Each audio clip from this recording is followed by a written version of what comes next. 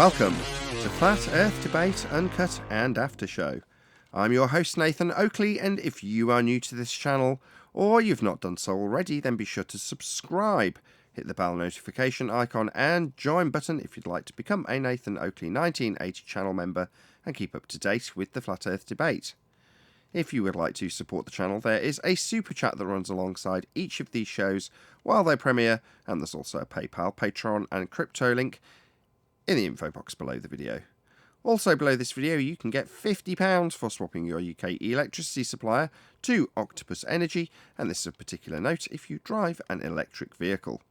Speaking of Patreons, I'm going to do a quick shout out to all of you who do support me on Patreon. So, a massive shout out of thanks and appreciation to Sarah Griffiths, Rob H, Ben White, Maximum Gravy, Austin Whitsit, John Kays, Tommy Swagnett, Michael Kahn, Patrick Gunnels, Banter, Will Brax, Mel B. Styles, Troy Shuker, Bose Nail, Samson, Maris, Harry Blade, Mobile Max 777, Neo the One, Lost Cat FE, Rob W, Open Minded, Reese Pound, Del West Watson, Mike, Muted, Dick Earth Skeptic, Maria Neelands, Unbelievable Productions, Blue Ridge Ranger, The Real Gabster, Liam Nedrick Jr., Abraham Mohammed, Adrian Quintana, Skeptic936, Life is Short, theflatearthchannel.com, Texas Mike, and David Wayne Foster.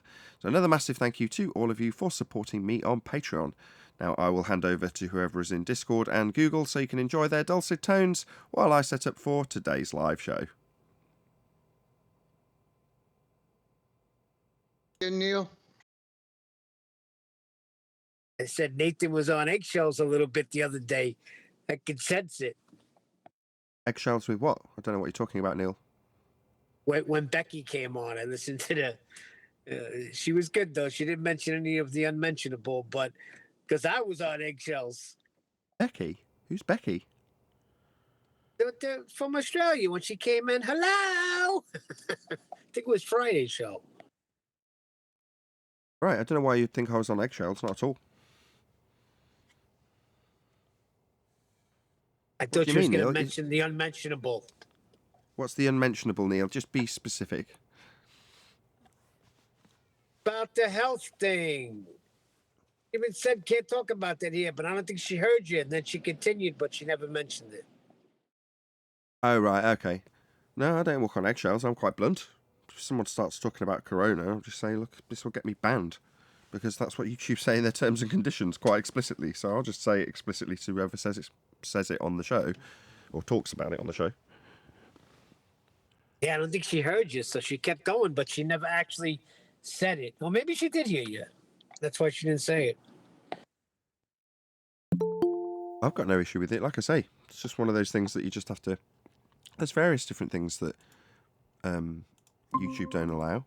Some of them come up, some of them don't. If they came up, I'd just say you can't do that. Hey, John. Hey, how you doing? I'm doing well. How are you? All right. That Friday debate got a little bit out there, didn't it? About relative density. Well, about structural support. Right. I even mentioned it in my video that I did on Saturday, briefly.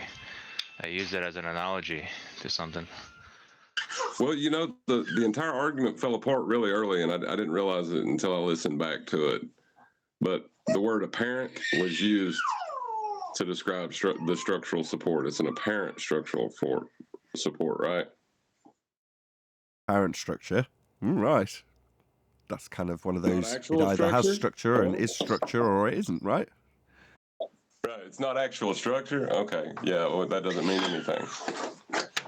Hey, I'm sticking up for Brian here. He's got the structural support. No, he's got apparent structural support. I'm behind He's got him 100%. apparent. No, he didn't say, he said apparent structural support. Okay. Several times. He misspoke. Neil, if you've got the example compared to Felix Baumgartner falling through the air, you appreciate that as he's falling, he slows down because the amount of air pressure increases. I don't care. It's not going to stop him. no, it's not going to stop him. But by the same token, you can appreciate that an increase in air pressure can provide a certain degree of resistance. Well, in this case, that's precisely what's happening. That air Right, and is not going to support him from smacking into that ground. No, but it right, will because it for doesn't have structure. Correct. not for him, but for a piece of tin foil suspended above sulfur hexafluoride, it can. And all that's happening, Adam said it really early on, it's just falling really, really slowly. Yeah, I see what you're saying. But it would never stop a man. You could go in a wind tunnel Sorry, and from a standstill, it'll blow you up. But I don't care. You jump from a plane. I don't care how hard you turn those wind tunnels up. It's not stopping somebody from hitting the ground. I beg to differ. If you had enough pressure, if you had enough air velocity, which is what it comes down when you push in the air with a fan, Oh as my opposed to God. just the gas itself won't be able to do that. I don't disagree. But that's not to say that the pressure created by air particles hitting you can't be substantial. It can. Well, I was thinking about the force paradigm and what Anthony brought up as a push or a pull. That's not correct either. Hold on a second. You're saying that if you had enough air blowing up, it'll stop somebody from hitting the ground after falling from, let's say, from 10,000 feet. That's what you're telling me? Are you Hypothetically, saying yeah. a plane can't recover after a fall of 10,000 feet? Right, exactly. Hypothetically, yeah. I don't see any reason why not. Get enough fans, getting up going fast enough, why not? You guys are out of your cotton picking mind. If you say so. I guess Neil's not a big fan of that analogy. Well, see, that doesn't even matter. That's more of a red herring anyway. To Oh, the that was a topic. pun. That was a pun, not a red herring. No, you're saying my fan is a red herring. And in a way, Although red herrings are okay. okay, this is not flat fish debate. That was a good one. Yeah, you're talking about halibut there. That's a flat fish. Well, see, like you're either observing structure or you're observing something that has apparent structural support. And that's what Brian was actually claiming was apparent. John, stop floundering. Oh, wow, that was nice. Yeah, I caught the first part of that whole show. I had to take the truck in for some break work, but Brian did also say that he was just using it as a description, and then at that point, it matched everything he's ever said before. He's saying, look, whether the words are right or wrong, it doesn't matter. I'm using it as a description because the common person will get it. He turned it into a claim, though. He did. Whether it's his claim is that common person would get it. That's what I got. Now, then, No, that's not his claim. Then, okay. Then, as people pressed, it got into that claim. As people kept pressing, because he stood his ground, and he had to stand his ground. So then it became a claim. But the point is, when he first offered it, it wasn't that way. Well, see, like I was arguing against Anthony's point when he was saying pressure is a force. It's not. It's part of the force equation. You know, anytime you measure a force, it will be a pressure over an area. There's no other way to measure a force. You just can't do it any other way. You know, that's the only demonstrable way to prove or measure a force. So it can't be force / pressure is equal to force / pressure over an area. That doesn't make sense. Kind of circular. But yes, but that's why I try to introduce the idea that entropic interference could be described as a force, not entropy itself, but when you try to interfere with entropy, a force is created. I think it's Dr. John Dee argued that's the only way to create it, and he described it as entropic disturbance. And the only force is the attempt for it to return to equilibrium, or you're disturbing it. It's been a while since I've watched that video. I'll have to go back and reassess it. But he essentially from memory, took umbrage with the word force itself. Well, see, they claim 4 forces within physics. 3 of them are demonstrable. One of them is gravity. Yeah, right. You know. Well, see, gravity. What they're claiming is gravity is actually a subset of the second law of thermodynamics. They're talking about models anyway. Not Show talking me about, it. No. These aren't Show you models. what? These are descriptions. They're not models. Not reifying a model when we describe something. It's a descriptive model. That's what the guy said. First of all, not a I thought descriptive Brian model came either. up with it. No, it's not a descriptive model. If I describe to you with English or maths what a horse is, it's not a model of a horse. That's just a description of a horse. Okay, Yeah, I was so shocked that the idea of conventions was attacked in that show. That was Without them, we wouldn't be able to communicate. That's the bottom line. Without conventions and language and semantics, you don't get anywhere with these discussions. So to attack it, I'm sure someone, I think it was Adam at one point. Well, you've taken everyone's guns away, Brian. Yes, I loved it. But Brian didn't. The other guys did it, and Brian jumped on it. I was giving Brian credit for disarming people. Brian did it. That was Brian. Brian attacked the convention of the particle theory. Correct. He attacked that convention. Are you saying he agrees with the particle model, Neil? I thought I heard somebody else come in with it first, because I originally thought Brian did it. And they may have, but Brian jumped on that. Let me explain this to Neil. What's happening is somebody's using a convention, a description, and saying within this description, your concept of how that should be described doesn't jive. And he said, prove your description. And they've gone, well, I can't. That means that at this point, if you ask me to show you invisible gas moving at high velocity like little balls, as described in the convention, I can't do that. It's like, right, well, then you lose. Well, no. At that point, show me your apparent structural support. Well, I can't. Right, so no one wins then, because we're just taking away the very language and the very description that we use when describing something that occurs always.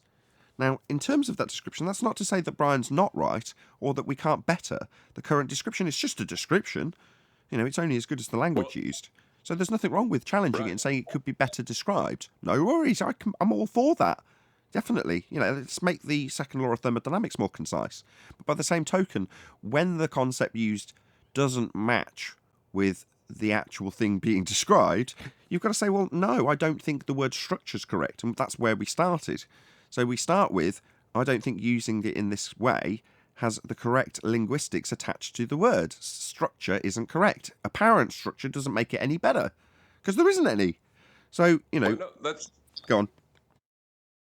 Not actual structure is what he was claiming. Well, that's meaningless. That's fine. He can claim not actual structure. I didn't see the problem with that. As long as he puts the word apparent before it, he can say anything he wants to.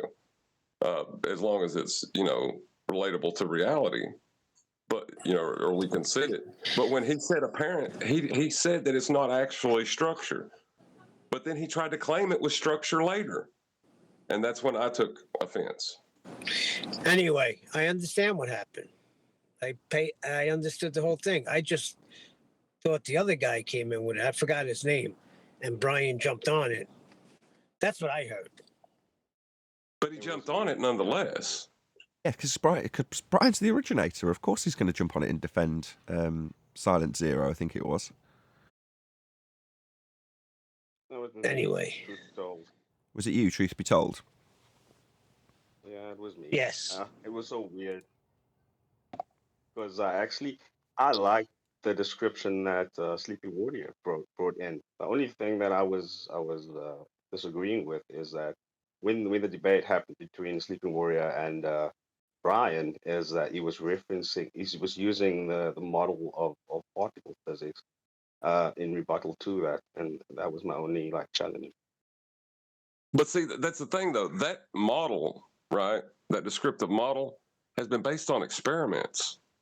The theories that bring us that model, because the model was created after the theories. Well, I don't know about that. but they're tied together. You know, we have the modern world because of them. It's not like attacking gravity. You know. Sure. Yeah, but I mean, my research into the topic of particles is that I haven't come across the experiments done. But perhaps if that could be shared, then all good. I'm good for that. like because the particle model is used as a description, right? It is a descriptive model, and that there was nothing wrong with them saying that, because it's convention we use to communicate what's happening around us, and that would have been fine, but they started to attack it. So PV it has an N in that equation that we use to describe the behavior of gas. That N is number of particles. You know, are you really going to throw all that out just so you can believe gas has shape and structure? No, I actually really don't want to believe anything. I want to be. I want the argument to be as pure as possible, and that's when I like Don't when laugh at him. Adam said that. That's when when Adam said that Brian brought us to a point of intellectual honesty, and that's what I like. I like intellectual honesty, Not and quite. if there's Not quite. sorry, Well, Brian took us to a point of nihilism. oh, well, maybe, maybe, but I mean, if we are to describe a convention, then we need to know, okay, we're working within a convention, and that's okay. But I mean, if we're using it as a rebuttal to say, okay, this person is not correct based on this convention, then we'd be like, okay, cool, that's cool. Let's go look into that convention, and can we prove it? If there's great experiments on that convention, great. So let's look at it. Well, like the which path information, right? Like knowledge of the which path. Which path of what? What are we wanting to know the path of?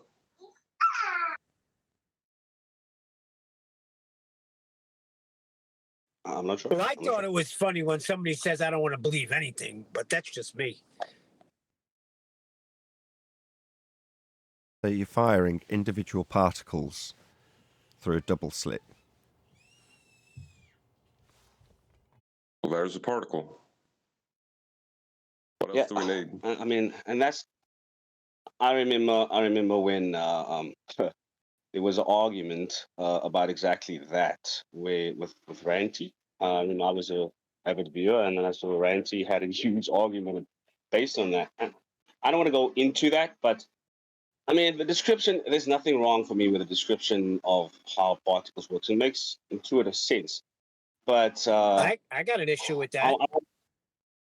I want to be shown it. You know what I mean? If someone's going to use that as a rebuttal against me, then I want to be shown it. Otherwise, it's a reference without basis. I think Kiwi always says it.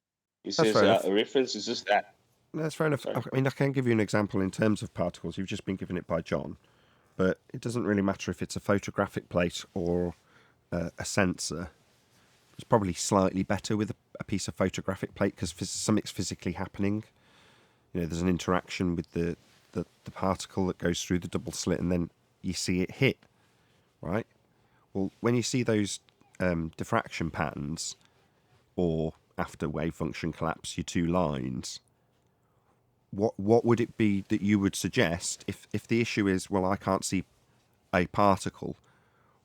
What can to describe them in that way, and then refute how there is no structure when describing apparent structure. I mean, it's disclaimed within the title. The description of something hitting that plate after going through the double slit and then appearing to you as either a load of interference or two bars, what would it be that is a part of that convention that makes you or Brian, I'm not saying to speak for him, but see or feel that we're working outside of the convention to its detriment when we say the particles expand in all directions and aren't bonded? Is there a part of that convention that's being worked outside of when we describe that aspect of it, just so we've got a linguistic way of describing what happens with gas? That was quite a lot to take in. If you want me to repeat the main aspect of it, feel free to ask. Yeah, That was actually pretty maybe yes. concise. Yeah, Can I I answer think the natural my phenomenon? if we say that we describing it as unbonded, I mean, as a description, I mean, exactly the same as Brian said. I mean, the description is intuitive, right? So I can't argue with the description, but to claim that it's absolutely how it is, that's where I think I have a problem with it. It's just like, okay, yeah, it's a description, but can you determine exactly that it's unbonded? Can you show it to me that it's unbonded? Maybe the way it moves. Yes. It could be like you know what I mean? Am I making sense? You're getting an answer. Go ahead, John. Yeah. Anthony almost had it, but he tried to introduce the bromine, which had a coloring, which was solid particles within that gas. It's gas filling an area. If it had structure, it would not fill that area. And that's why water phase changes when you put it in a vacuum to fill that area. Now, it may be a property of matter to fill the available volume, but it will fill it as gas. But I mean, we can make then the same argument for smoke, right? Because smoke will also It's not fill an gas. area. Sorry? No, smoke is particle. Smoke is not gas. It behaves like gas, but it is not gas. What is it? It's particulate matter. That's why you can use a filter to filter it out. I got a question. What's the naturally observed phenomena in the double slit experiment? Hold on, I haven't yet to get it. Bloody hell. Try and keep up, Neil. We're trying to establish if within particle theory, the convention specifically being detailed and argued about, that would be either structure or non-structure. When it's the convention of particles themselves that's being questioned, what aspect of those particles, the things that I've described as the thing that goes through the slit and then hits the photographic plate or sensor, what is wrong with that part of that convention that would make it reasonable to say you're arguing outside of that convention when you use it as a description? I still haven't got an answer. Is there anything? Nothing. I thought we established that. Well, if maybe you have, Neil, but I was asking the guy who was part of the argument. I know you were cheerleading, but truth be told, do you feel there's any part of that convention that's being violated or worked outside of to justify Brian taking away everyone's guns in this argument? Because if you say no, then ultimately Brian's position was unreasonable. If you say yes, because, and then justify how you can't really describe particles when you're saying that something's being suspended by the pressure of those particles banging against the bottom of a piece of tin foil and then slowly escaping, what part of it is wrong? Because then Brian wasn't unreasonable, but at this stage, I've got to be honest, I think he was unreasonable. I don't know. I don't think it was unreasonable. I think the whole argument went differently. It's because I mean he from the beginning just described something and everybody was fine. I didn't agree with that description at all. I'm more sided on Sleeping Warrior side. Like I said, I believe that it looks to me that it's pressing. Like the gas is pressing, and pressure is probably the better explanation. But the reference why Sleeping Warrior was saying that it's a better explanation wasn't for me. There's no evidence for that. He was saying there's gaps between the particles, and therefore X, Y, Z. And that's the position that I said, okay, well, if we're gonna say that as a fact, then we need to be able to prove that as a fact. That's Sure. that's I mean, all that I was disagreeing. you have been, though, in terms of, I can't disagree or make it any more concise than John's already made it. If it was bonded together like water, then, when you fill water, the quantity that you fill is going to be the quantity of the water, the liquid, which can be measured within the containment. It doesn't spread out to fill the space because it's got bonds. Well, once their bonds are broken, that in the same exact amount, if it was in a vacuum, i.e. there's no pressure on it, it will go through a phase change, turn to gas, and then fill the availability of volume, showing that there's no bonds, because it can't, unless the bonds are elastic bands, but, you wouldn't have diffusion if that was the case. Yeah, the fusion is part of. I'm sorry. No, go Somebody ahead. wanted to say something. No, that was it. Go ahead.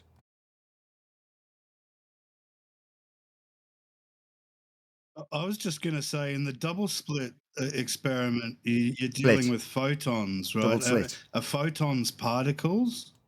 And do they actually exert a pushing force on that, photographic plate? Yeah, they impact with it. They cause an interaction of the photographic plate, represented by But does it small, impart a tiny bits of force energy. on the photographic plate? Yeah, I just said that. Yes, it impacts with it.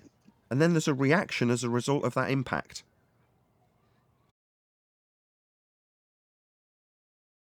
Light strikes the photographic plate. That's how it's described. It's striking it, hitting it. Then there's the interaction to show where it's hit. It is that simple. Again, this line of questioning still doesn't address my question. I'll say it one more time before I go live. How does this description work outside of a convention, in this case, particles, what they are as physical stuff, quanta? How is that being worked outside of or violated when you go to the point where you say, because you can't show invisible gases expanding in all directions as particles, yeah, it's the particle bit. What's wrong with that convention is essentially what I'm asking. For it to not be useful. Isn't gas very different from a photon? Quanta, it's just a chunk of something, whatever. Quanta's the smallest, it's just a chunk of something. It's a way of thinking of something, right? I think that's what the particle is. My argument was with. But you're right, but I've got to get this in. It doesn't matter how you describe it. I'm sorry. I'm sorry to cut you off. About to start live. It doesn't matter how you describe it. I can call it quanta, I can call it a particle, I can call it a goopal slurps. A goopal slurps goes through the double slit and makes an impact with the photographic plate or sensor. Now, the word that's being used is irrelevant. It's whether or not that convention, that description of it being a thing that passes through a double slit. That's why I'm smiling at this point, because no one's getting there. I might have to.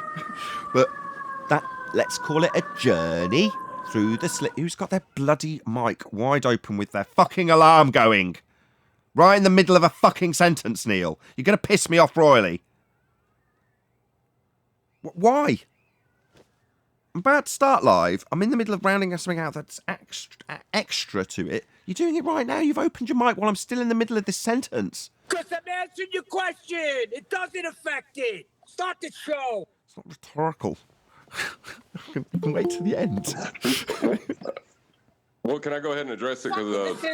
Yeah, we're going to be late anyway, thanks to Neil. Hello, guys. We don't know the path of the particle. We don't know it. And that's the point. We don't know it. But that doesn't change it being a particle. I suggest you ruin the rest of this summary, Neil. Thank you so much. Try once more. But at the minute you accept that the particle does or does not have a journey, you're still using the particle as a convention to describe what's happening. That's the point. Precisely. So in this convention, there is an acceptance that you don't know where the hell it's going. You can have all sorts of sensors to figure it out, but the journey itself, can it be described? Well, actually, no. So what do? Well, you describe it as a chunk of stuff going through a slit, and in technical terms, you could say, well, that's wrong. Show me the journey that it takes. Oh, you can't show me on a little road like a car moving along a path. Oh, you can't show me that. Oh, right. Well, does that mean that the convention used to verbalise what's occurred is wrong? Well, no, because you're not working outside of the convention. It doesn't matter if it's a goopal slurts, a quanta, or a particle. It doesn't matter. You're just describing something that's occurring. The only problem occurs when you work outside of the convention. Now, as far as I can tell, in this particular battle, or the battle on the last debate, there wasn't anything like that was occurring. No one was working outside of the convention when they were just using it as a tool to describe something that occurs always. And when they were describing something that occurs always, they weren't using the language to introduce something that actually doesn't occur always. That wasn't happening either.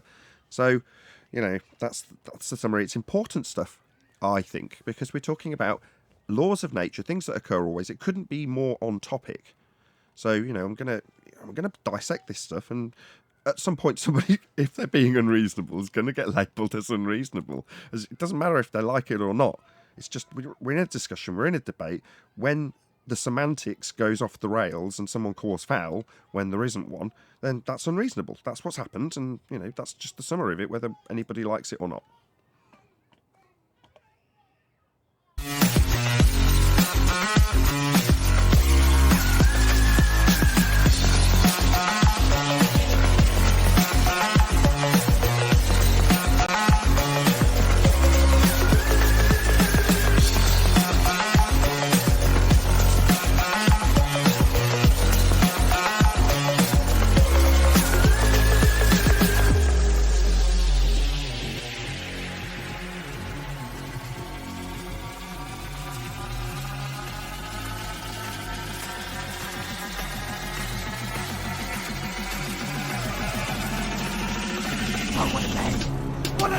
Welcome to Flat Earth Debate Live. I'm your host, Nathan Oakley, and if you are new to this channel, or you've not done so already, then be sure to subscribe, hit the bell notification icon and join button if you'd like to become a Nathan Oakley 1980 channel member and keep up to date with the Flat Earth Debate. If you would like to support the channel, there is a super chat that runs alongside each of these shows while they are live, and there's also a PayPal, Patreon and crypto link in the info box below the video. Also, below this video, you can get £50 for swapping your UK electricity supplier to Octopus Energy, and this is a particular note if you drive an electric vehicle. Most importantly, if you'd like to join the discussion, simply mute the page you are currently watching, then click the link in the info box below this video to join the panel and express your views on the nature of Earth. If you do join, please don't swear. If you do, you'll be ejected, and if you are, please don't try to rejoin the stream using sock accounts. You'll be warmly welcome back on the next stream. Please also share the show on social media. Sharing the show obviously increases the live audience, but this in turn increases the chances of a more diverse panel, so please share the show on Facebook and Twitter.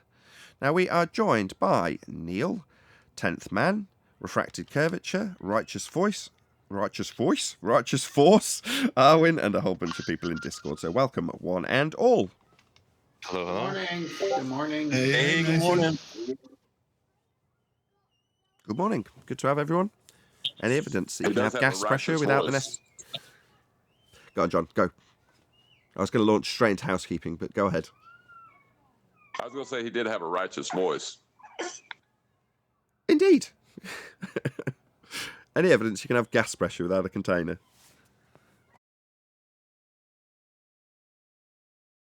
If gas had structure, there would be.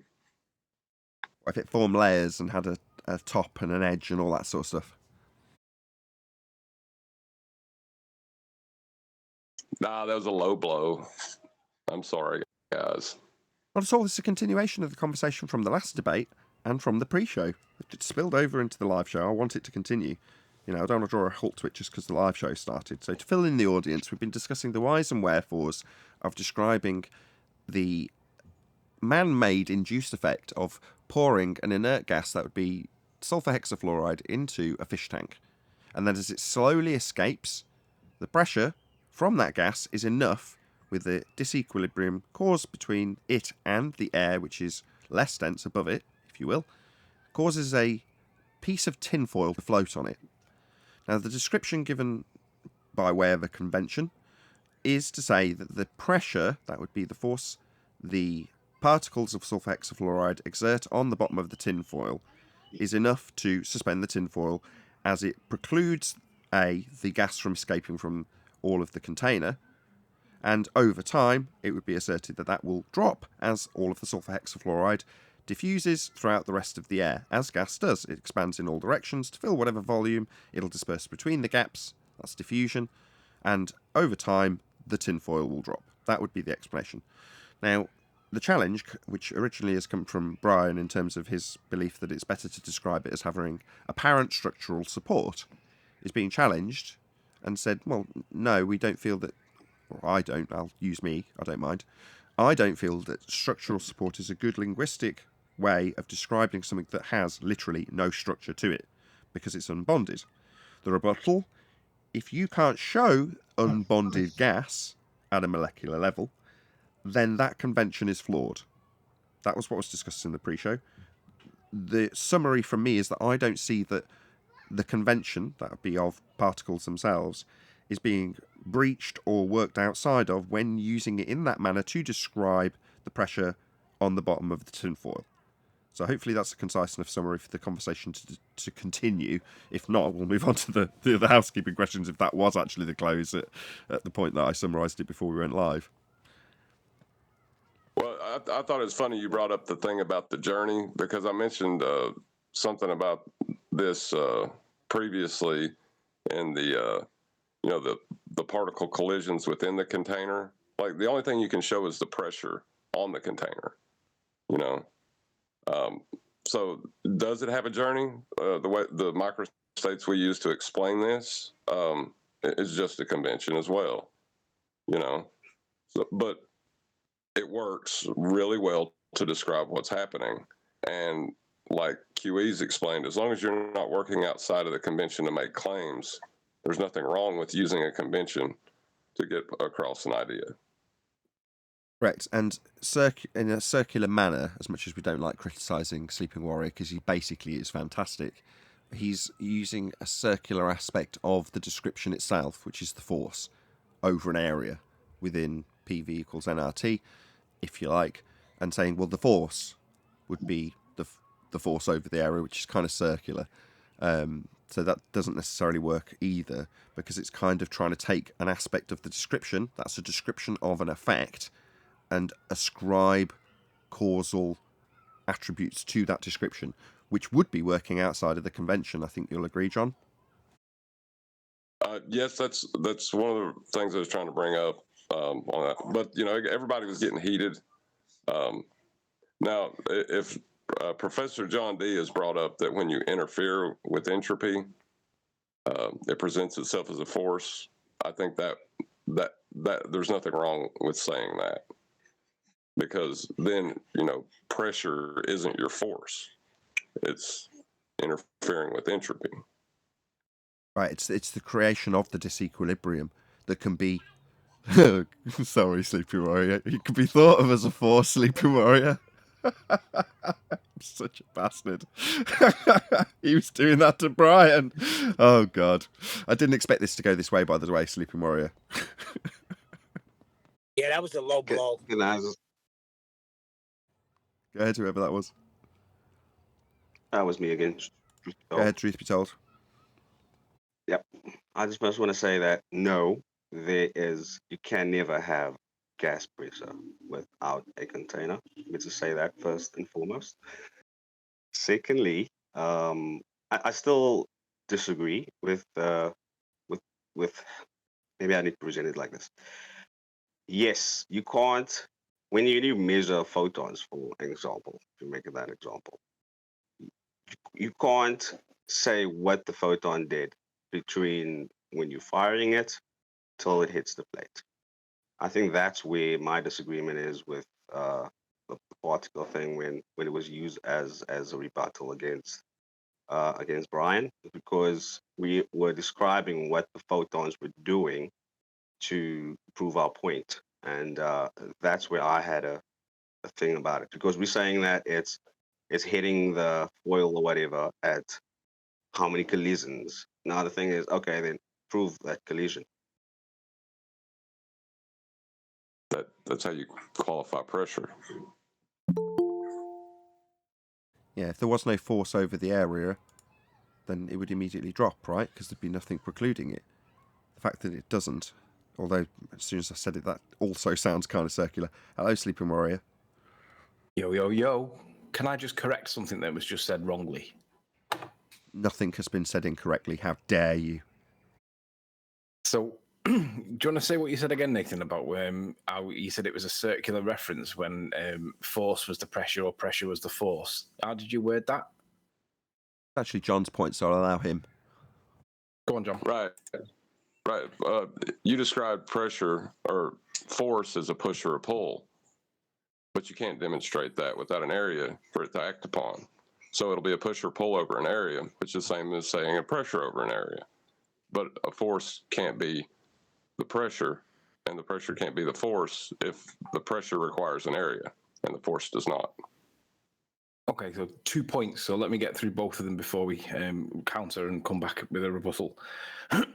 If we say that gas pressure requires a container because the pressure is created by the collisions of the molecules bouncing off the surface of the container, if we say that, and then we describe that pressure as a force, which is what we do because it's called gas pressure, and added to that, we define pressure as the force per unit area, then we have the interaction. We have something that is acting on the egg, for instance, that Brian would describe as structural, and we would say there's no structure there. But if you accept that gas pressure is the molecules colliding with the underside of the egg in this example, and pressure is defined as the force per unit area, you then have the explanation for why it's not structure, but is pressure. And your second point? Yeah. That was my second point. If you add the definition of pressure. Right. Pressure over a unit area, right? You're just taking and putting one on the other side of the equation, right?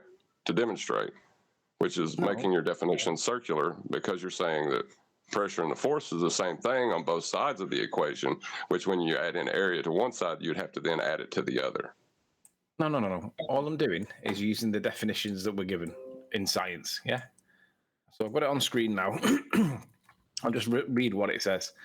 All I've typed in Google is pressure definition in physics, and the first one comes up with GCSE bite-sized physics, BBC. It says pressure. Pressure is the force per unit area. This means that the pressure a solid object exerts on another solid surface is its weight in newtons. Well, that also applies against the medium it's in, because the egg is applying a pressure within the medium, and equally, the medium is applying a pressure against the egg. But when you calculate pressure, it's the force per unit area. So the egg's got a unit area, and it's applying a pressure into its medium. That's why it's sat in its position of equilibrium. I don't see how this is circular. I see it as similar, but not circular. The word is what makes it circular, because that's an equal sign in mathematics. Pressure is equal to the force per unit area. So the force / area, right? Yeah, so pressure pressure if you're equals... Hold on, Anthony. Go ahead, John. So if you on the left side of the equation has to balance, or you have an inequality, and that's a flawed equation. How? Pressure equals force over unit area. I don't see and force is equal to pressure over an area. Would you agree with that? No, force is loosely defined by many different sources, but generally speaking, it's defined as an interaction, a push or a pull. An interaction being pressure. The key word. That can be pressure too. Pressure is a push or a pull. Okay, I'm not going to dispute that, but what I'm saying is, I don't stop. Hold on. If you don't dispute that, then it becomes circular. If you say the force is equal to the pressure over the area, well, then it becomes circular because the force is the pressure. Well, in that case, I need a supporting citation that pressure is the force. The force over an area. That's how it's defined. Sorry, John. You go ahead. Sorry. Well, I was going to say, if you find a citation with a circular argument, it is still a circular argument. You realize that, right? So what's the rearranged formula then for how it can be circular? Are you saying that force is equal to pressure against the unit area? No, that's what you're saying, and it's circular. I'm sorry, John. Just what you're doing is you're ascribing it as a causal aspect, right? When you put it on the other side of the equal sign, that's the point he's making.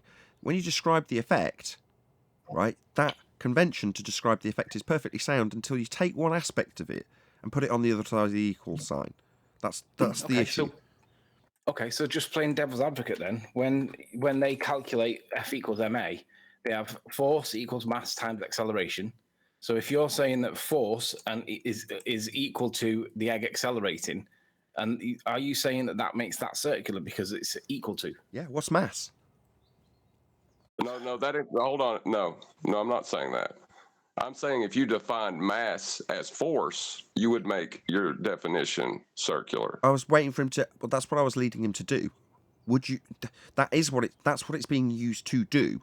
in which case, yes, unless he does it in that way, but it depends on how it defines mass.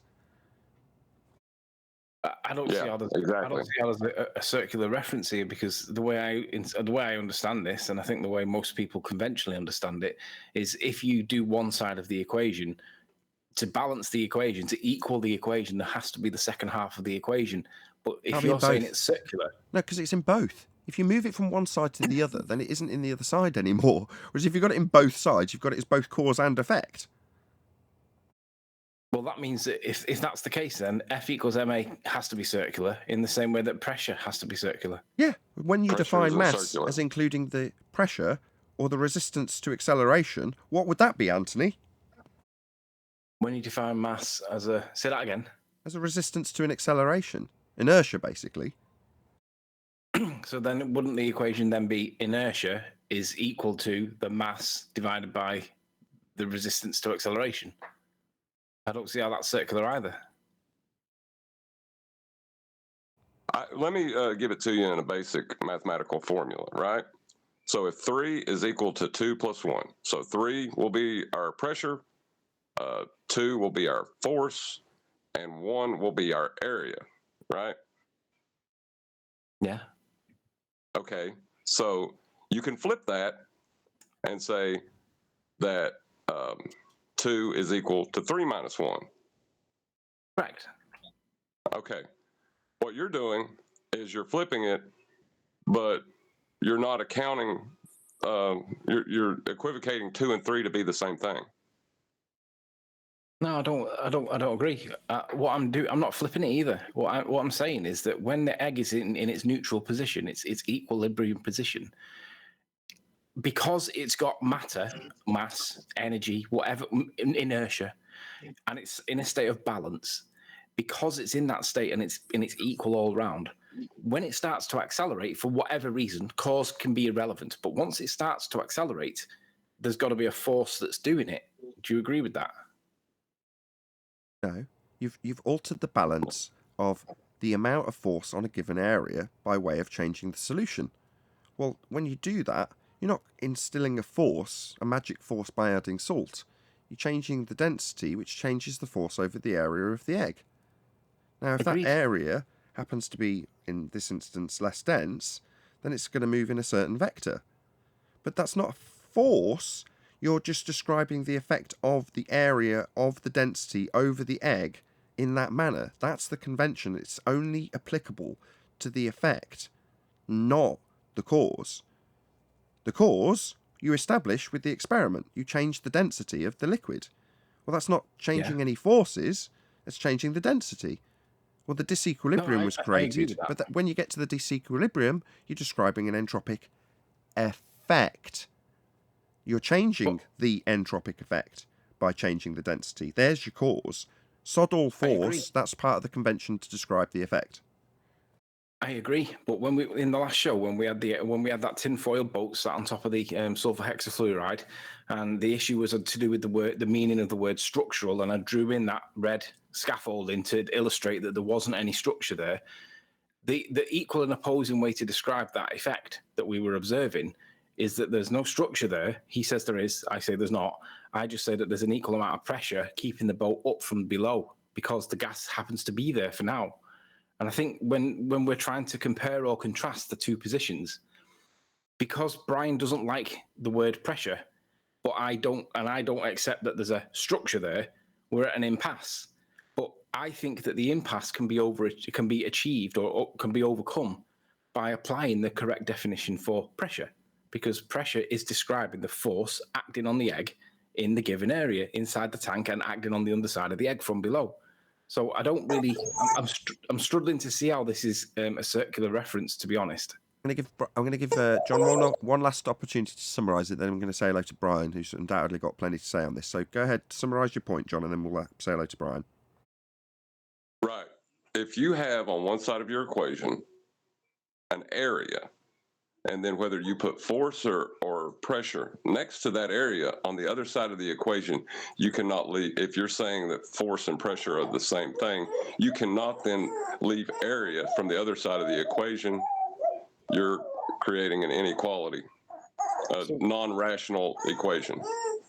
So if I said to you that you were reifying mathematics into a scientific experiment and that was fallacious, would you consider that was that a fair comment, or would you dispute that? No, you can demonstrate it with experiment. You can demonstrate gas pressure being the cause of the force on the area of the containment. No, That's not what I that's said. validated. That's not what I said. Let me re-say it and listen to what I say. If I say, when he's talking about balancing and the equation, if I said that you're reifying mathematics into a scientific experiment, is that a fair comment or not? No, I'm not. I'm talking about the way you're describing it. No, you're not, because you're talking about the way I'm describing it using mathematical expression. I didn't use mathematical expression once. I would say that would be a false equivalence. I'm describing the forces that are acting on the egg. You're talking about formulas and functions in mathematics. So you didn't say force is equal to pressure over an area, or pressure is equal to force over an area? I said that the forces that were acting on the egg were all from the underside, because that's where the sulfur hexafluoride is, and not the egg, the tinfoil boat. And the tinfoil boat is being able to hold its position because the forces are equal to the actual weight of the actual tinfoil boat. But I never mentioned functions or equals or plus or minus.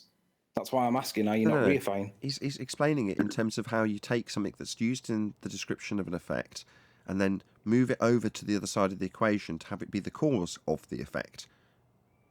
I know. And that's why I'm asking, is he not reifying mathematics into a scientific experiment? No, because all you've demonstrated is that pressure can't be the force. You have to give the force a different name than pressure, or you're making your definition circular. Yeah, but you're claiming an invalid point based on your application of mathematics. I'm going to say that you're wrong to apply the mathematics, because it's clear that the force that's keeping the tinfoil up is the effect of the gas in there pushing up against it. But you substituting that for mathematics in the form of expressions or whatever, maths or divisions or multiplications or however you want to describe that, isn't actually what's really going on real world. So again, I'm going to read. Okay. I'm going to put down. I'm going to say that's reification. That's fine. If you want to take away the convention and description of mathematics, then I will challenge the convention and description of words you are using to try to make your point. That's what this will come to. Hold on. What's just happened is what Brian did on the last show. I'm going to interject there because what John's doing is saying, right, if I can't use the language of maths to describe this because you're saying I'm reifying it, then you can't use the language of English. That's what he's doing. Okay. No, it's not okay, not in the slightest. It comes down to the Socratic method, us agreeing on what words mean. And once we reach mutual acceptance that the definition of the word meets the description you are applying it to, then you can move on.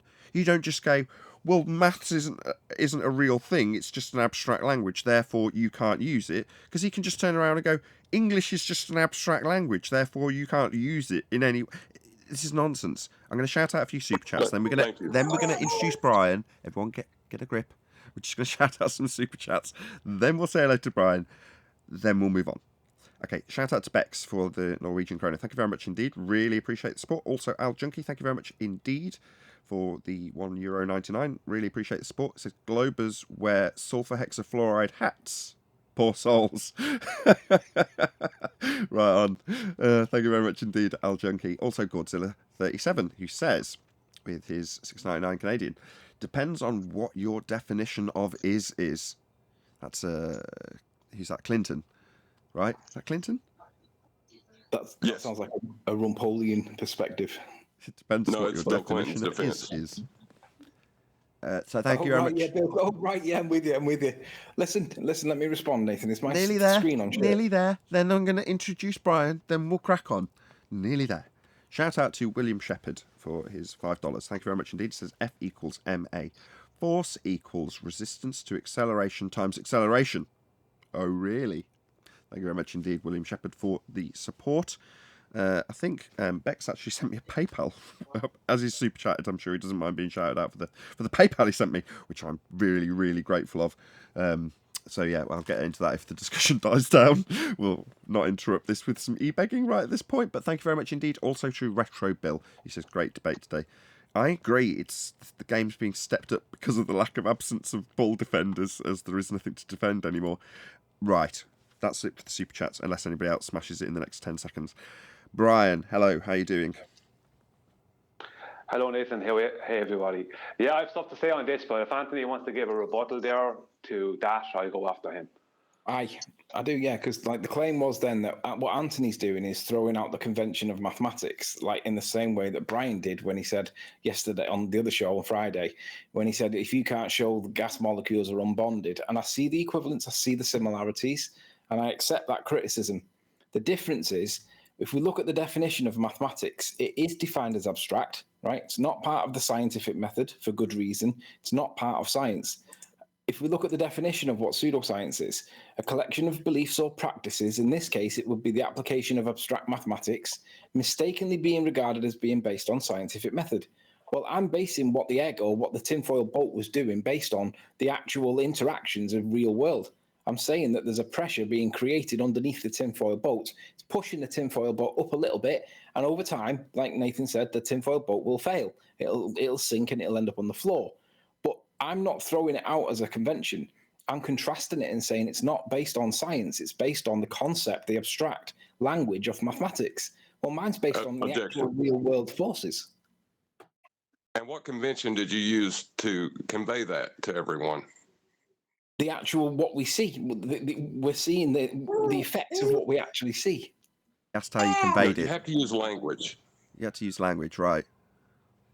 Okay, so the convention that I was describing was the effect that we see. That is the only thing I can. You're just reifying English words into actual things, Anthony. Let me get the tinfoil boat on screen. Let's just get a response to that. We're going to get Brian next. Let's get your response to that. You're just reifying your English words, the movements of your tongues and the sounds that come out of your mouth into actual things. They're just words, Anthony. You're just reifying words, my friend. But we do have words in science that define these things, don't we? They define them, but they aren't them, Anthony. They aren't them. You're just reifying your language, aren't you now? That's what you're doing, by the way. Hello? No, I'm not reifying language. Yeah, I'm using what we see to explain the phenomena that is the structure that Brian says exists, that I say doesn't exist, for the support that we can all agree on does exist. So missing the point. Hold on, Anthony. You're using the Socratic method as a defense while simultaneously using semantics as an argument for why you can't use maths to describe this. That's what you're doing. You're saying, well, no, we've got to come to a conclusion about what we agree on in terms of words and their meanings. Yeah, that can be done with maths also. It's just another language. Really. No, it's abstract though, isn't it? So's English! You're double dipping. No, let's I'm just not shout out. dipping. Let's just stop. Right, I can't believe Anthony is now guilty of what Brian was guilty of. John even did it sarcastically 10 minutes ago. But now it's actually happened. Anyway, shout out to Mike808 for hitting the super chat. Really appreciate the support. 100 people watching. Please share the show. The only reason there's 100 people watching this is because some of you in the audience have shared. Brian, I know they're in the middle of it, but I do want to get you interjecting in this. Well, let me bring Brian in. Hang on one second. Okay, I'll leave it to Anthony. I'll trust him. If it takes more than 2 minutes, Brian, I'll shout at him. Well, I've contrasted the mathematics and by putting it outside a scientific method by defining the term mathematics as abstract. If Brian was right to dismiss the claim of I can't prove intermolecular bonding of gas molecules, then he's going to have to show how we can exclude it. Because the reality is I can't exclude mathematics because it is based on abstract concept part of, it's not part of science. But where's the bit that makes the intermolecular bondings, like how can that be excluded from Brian's perspective? Right. I actually was originally going to reply to something Nathan said, but I'll go into this first. Now, I use the term structural support. I don't claim what class, if any, structure the gas has because I can't see it. My argument with the descriptive model is that because none of us can see it, none of us can use that convention as an argument against what I describe, my description of the effects we see. When it comes to, let's just say, the sulfur hexafluoride and the tinfoil both on top of it. mostly what I'm hearing, and I'm hearing it from Nathan earlier, I think, it can be, you can correct me if I'm wrong, Nathan, and I think I heard it as well from yourself, Anthony, today, is that the reason the tinfoil boat stays up is due to pressure, right, underneath it, right? But if we use a different gas and at the same pressure, that won't happen. You're excluding density out of the equation. No, we're incorporating density by describing the pressure as the force per unit area. The boat, or the tinfoil boat, has got an area, and the force that's the same force that creates gas pressure is the same force that's acting on. This is essentially the surface of a container. It's only a small container, and it's got holes either side of it, all around it. But the surface is essentially a container. So it's the same force that gives us the gas pressure that we breathe at 14.7 that is pushing this tinfoil boat up. If I put a different gas into that, try to get a different gas to go into that container, let's just say if we seal it up and just pumped in a different gas, right, that's not as dense as sulfur hexafluoride, right? Yeah. And we had the same flattened out tinfoil piece, whatever, right? And we put it in, and we put it in at the same exact pressure. Will that tinfoil lift? If you turned the see this container, turn this container 180 so it was all upside down, and then fill the container so that the less dense gas was trapped in by the container, and then you put that boat in, it would float upside down on it because there would be a puddle short term. It would escape over time.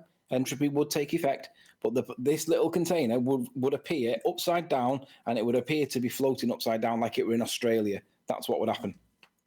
Well, I would say that if we had that tank totally sealed, and we put in the same pressure of gas, but just a different, less dense gas, I would say that tinfoil boat thing is not going to rise up, and it won't float on top of it.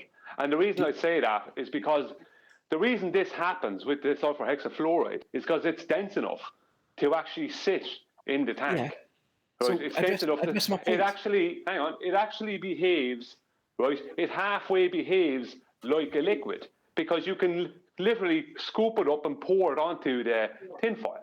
It's so dense that it's closer in some ways to being a liquid, although it still has gas behavior. It's still expanding in all directions, right? As we observe gas do, but its behavior is similar to a liquid, but you won't get that with a less dense gas, maybe with CO2 or something. But when you start going away from the more dense gases, and now I won't use the term heavy because gases don't have a weight, you can't weigh them. Sorry to interrupt. It's only behaving in that way because it has an existing gas resisting it to begin with.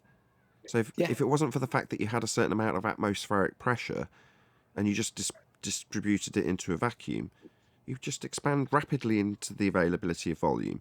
We had this discussion a couple of weeks ago when someone was asking why, when they got a steam chamber, admittedly when you're talking about the suspended water vapour, so you can actually visually see this, it's not quite accurate, but it's a good enough example.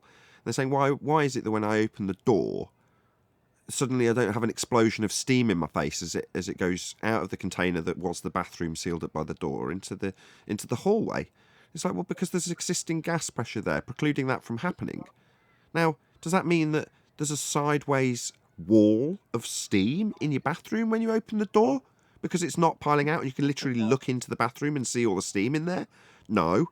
It's just that entropic effect is taking place in the presence of an existing gas. Yeah. Brian, can you... Yeah, I understand that. Atmospheric pressure. Brian, can you directly address my question? Say it again, Anthony. Are you going to school? What time you got? Hold on. Hold on. This is going to descend into chaos real quick if we've got Eli and Neil trying to get a word in. Right. Let's just have Eli first. Go on, Eli. In the background to his child. Yeah. Well, I can't unless they get their words in. What happens at this point is they just keep going blah blah blah blah blah blah through the top of you till they get to say something. Neil will do it indefinitely until I let him speak. So go ahead, Neil. That's bullshit. Fucking hell. There's no swearing. Eli was talking. Nathan. Eli was talking in the background. He had a hot mic. I think he's trying to get a word in. Had a hot mic. I don't think so. I think he's actually trying to say something. That's why I'm saying go ahead, Eli. Oh no, my mic was hot. I'm sorry. Jesus Christ, Eli. My bad. Get a grip, man. And that's a misrepresentation of me. All I want to know is define atmospheric pressure, since you used the word, Nathan.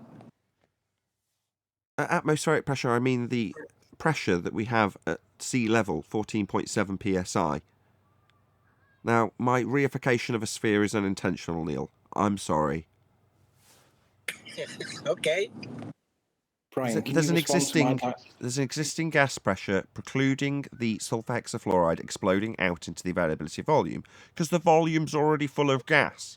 So it's just going to diffuse through time. Now, that slow process of diffusion, because you've got a high concentration that you've had to forcibly pump into a man-made container to then show how slowly it dissipates. It's still dissipating into an existing gas pressure. That's what's occurring. So to say, well, it's acting like water. No, it isn't. Water doesn't diffuse into the air as water. It might go through a phase change to do that, but there's no phase change occurring for it to diffuse into the air like water would have to. So it's not behaving like water. To do this, water would have to go under a phase change into the same phase that the sulfur hexafluoride is in order for it to encompass the entirety of the tinfoil and indeed the room. And if you open the windows, it would dissipate evenly throughout everywhere. Yeah, I'll respond to Anthony's. I'm going to get back to you on that, Nathan, because I think you have me mixed up in my understanding of this. So I'll get back to you in a moment, but I'll respond to what Anthony wants me to respond to first. Yeah, let me ask this. So you said that if the gas was a less dense gas in the room, right? I'm going to use Flatzoid's recent video to demonstrate a less dense gas. It's not in a room, it's outside, and it's in the open air, in a vacuum, according to them. But you can see how there's a bulbous part to this very light balloon. It's not got structure like a hot air balloon. It's more like a floppy condom filled with this stuff, and you can see it's very bulbous. I don't know if you've ever seen these ones before, but my direct question is, Brian, if I flipped the fish tank upside down so that the opening was now at the bottom and it was above, and I filled it with helium, and then I turned the boat upside down as well, and do you accept that the pressure from the atmosphere at 14.7 would be pushing against the helium, and the balloon would be the tinfoil boat? Hang on, let me work how this would work. No, you've got it. You're there. You're saying, would it do the reverse effect if you had the helium trapped underneath a fish tank that's got a closed lid and an open bottom, and then you had the tinfoil thing in exactly the same position it is now, but with slightly extended sides to the drawing that you've done, and you've got helium above? Would the helium, which is essentially trying to displace its way out of the container downwards, but is struggling and taking its sweet time, it's more the fact that the gas is the 14.7 normal air pressure that's around it is working its way in between the helium, forcing it out. But over time, in other words, it's going to sink its way up. That's what Anthony's asking, right, Anthony?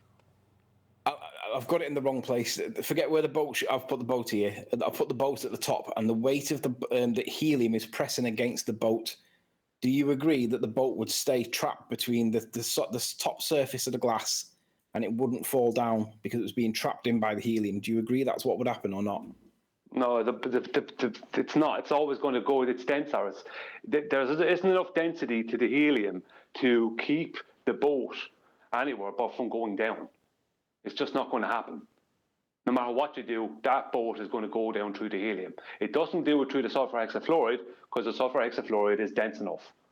That's the only reason it happens with sulfur hexafluoride. That's the only reason CO2 in concentration will sit at the base of a floor, or when it comes out of the ground, it's actually sitting there. It's sitting there when it's in concentration because it's so dense in concentration. Its concentration, or its makeup it's so much more dense than the air that is actually separates. It actually pushes. It displaces the air. Wrong. When it Brian, comes out that's of the wrong. ground. While you can have it is displacing the air when it comes out of the ground. But it's wrong. No, it's not. When you say that you've got when you've got a separation from, let's say, oil and water. So let's say, just hear me out. When it's liquid, right, you've got a layer of oil on the ground, yeah, and water starts pumping its way up, right. What's going to happen in that instance with two liquids, Brian? They're going to separate into separate layers, right? You're going to have a distinct layer once they settle of oil and a distinct layer of water once they settle. Would you agree so far? Yeah, absolutely. Okay. The difference with a gas is that the entire time. I know what you're going to say. Well, that's it. Those you keep two on layers. Going back to entropy. You keep Hold going on. back to entropy. I'm talking about, I said, a concentration of CO2. And I even had video I showed on the show before. Right? You think that I'm denying that entropy is going to happen. I am not. Entropy happens to gases, liquids, and solids, just at different rates. It's Not in the still same entropy. way. It happens But not in the it same way, happens Brian. fastest. Not in It the happens same way. fastest with Let me just gases. hear me out. I didn't get to the end of my example. All So, right. in the same way as you've got one layer at the point of equilibrium and another layer at the point of equilibrium. There's no exchange going on. There's nothing happening. It's just at equilibrium. Well, when you generate this start with the sulfur hexafluoride, it's far from at equilibrium. You've induced a state of massive disequilibrium to show this effect. And then you're saying, well, comparatively, it's like when you've got a layer of liquid. No, because that would be in complete equilibrium to show that layer. Now, before that's achieved, somebody's giving me feedback. Someone's got their mic, speakers close to their mic. Before that effect is achieved with the gas, you have to have the gas in disequilibrium, and all it's going to try and do is reach the equilibrium where it won't induce this effect anymore. By distinct difference with liquid, when it's in equilibrium, it can produce this effect. You can float a cork on one of the layers. Yeah? So it's very different in terms of its behaviour at the point that you make this demonstration. Floating a boat on water, the water can be considered in equilibrium. Yeah, you might have waves, but that's not my point. My point is that in terms of it's not going through a phase change for you to float the boat on it. It's not mixed up with the air and then trying to find where it's going to settle for it to float on it. But with the gas, you have to force it into a massive state of disequilibrium, force it into a container, and then temporarily you can show this effect happening while it goes to equilibrium. But that's so different to liquid and its structural support. It's a process of the entropic effect and the disequilibrium going back to equilibrium that can temporarily suspend the tinfoil. Okay, I'll go back to my example of CO2 coming out of the ground in concentration. It displaces the air that's around it until it integrates into the air. Now, I never got to get to my last part. This kept on happening the other day as well. I ended up having to answer 2 and 3 questions from different angles. Right? What's happening to the CO2? It comes out of the ground, and due to its density, right, it's not succumbing to entropy, right? The description of entropy. It's not succumbing to that immediately because it's in a concentration and it's pretty dense. Yeah, it More is. dense That's than the air. wrong. Hang on. Leave me finish. Now, what's happening is, due to its density and its concentration, it's displacing the air that would be on the ground. It's displacing that out of its way. And what's happening over time, right? It's integrating with the air, right? It all ends up becoming part of the air. Air is just a basic collection of all the gases, with the majority being oxygen and nitrogen. But that will happen. It will do that. It will integrate into the air. But for that time, when it's in a concentration, due to its density, it is displacing the air. That is actually happening. So I'm not saying 2 gases are going to sit at different densities and be 2 layers and going to stay that way for an indefinite amount of time. Okay. That's not going to happen. Okay, so you're saying it's because of the density. So if I get a room like mine now and fill it with 25, 30 canisters of helium and open them all at once, and they're all at high pressure, not density, the pressure of the helium's very, very high in the canisters, and I release them all at once, do you not think that the helium's also going to displace all of the normal air in this room, and I'm just going to be left with majoritatively helium? It's going to be in very high concentration when I open all of those canisters all at once, isn't it? Well, what's going to probably happen is for a time... leave me answer. I was stopping someone else. Go ahead, Brian. What's going to happen is that helium, if it's in concentration, if it doesn't just integrate with the air, it's going to end up at your ceiling for a time, and then eventually it will integrate with the rest of the air. Perfect. But for a time, it will end up at the ceiling. Okay, perfect. Yeah, so I have no problem with that. Okay, yeah, that's where I was trying to lead you. So you're saying, but for the fact that it's contained to a certain extent. Yeah, it'd fill the room up from the top down, wouldn't it? Yeah, but the thing about it is, what you're forgetting is, why is it at the top and what's beneath it? What's beneath it is air. And why is air beneath it? Because it's more dense. Why is there air beneath it? Sulfur hexafluoride? It There is isn't, though. It is more dense. Air is more dense than helium. Yeah. No. But in my example, helium is at the roof, at the ceiling. Sure, Brian, the reason I made the example was because in my example, you can still displace air with a less dense gas if there's enough of it at a high enough pressure. So I've got lots of heat. Brian, if you've got lots of it at high pressure, the pushing of that pressure, right, will push and displace the air out of the way. Nothing to do with the density of the gas and everything to do with its pressure. At that point, the high pressure forces out the lower pressure. Doesn't matter if it's helium or sulfur hexafluoride, but having it in a high concentration in containment. So if you've got a gas that's at high pressure beneath the ground and it eventually releases, that is going to force the air that's in its way out of the way. And like you say, at high concentration, if it happened to be in a little bowl, you might end up with a high concentration of that gas as it pumps out and displaces the air. Now, you said, well, at that point, entropy stops. No. The reason it's got there is because entropy is occurring. The reason it's got to displace the air in the first place is because of entropy, because it was at a higher pressure. It must have been, otherwise it wouldn't have escaped from the rocks. Yeah, it's got to break its way through. All pressure related. Nothing to do with its density. And when you force it in high concentration to get it to stay in the fish tank, you're forcing a high concentration of something that can be, because of its nature, in high concentration in a small amount of space. Hang on. Now, for a start, I never said anything about entropy not happening. I've never said that. Yeah, you did. Secondly, no, well, I never said those words. Anyone can go back on this stream and they won't hear me say that. Yeah, they will. Now, secondly, well, you're welcome to go back and challenge me on it later. He's trying to say you Brian, inferred you it. did say that. Brian, you did say that. You said that entropy wouldn't take place immediately. What you said? Immediately. I said it. Right, No, and I'm saying you're wrong. I didn't Right. say that, John. What I said is Entropy won't take place immediately. That's what you said. Either I'm allowed to speak, right, or I'm just going to hang up. Okay, go on then. Look Hang up. yourselves. Go on then, because you've said no, I didn't say it, and then it's been clarified that you absolutely did. What I said was, hang on, leave me say what I said. What I said, right, and this is moving away from me rebutting you, because now I'm being accused of something, saying what you actually said, Nathan, was, I said entropy wouldn't take place. I never said that. I never said that term. Never. What I said was that until, right, it integrates with the air, the helium, it's going to take up the top of the room. Now, if I release at high pressure helium and CO2 at the bottom of that room, right, helium will displace the air at the top, right? Right, this is how you're describing it, but the CO2 will displace the air at the bottom. Hang on, sorry, my cat is there. Will displace the air at the bottom, right? Why will the helium go up? The helium is being displaced up the way by the air, right? Because in its concentration, because it's in a concentration, just like when it's in a balloon briefly, it's going to be displaced up the way, right? For a time, it will hold the top of the room, and the CO2 will hold the bottom of the room. Eventually, they will all integrate. But for that time, the CO2 will be at the bottom with the air in between it, right? Pretty much, right?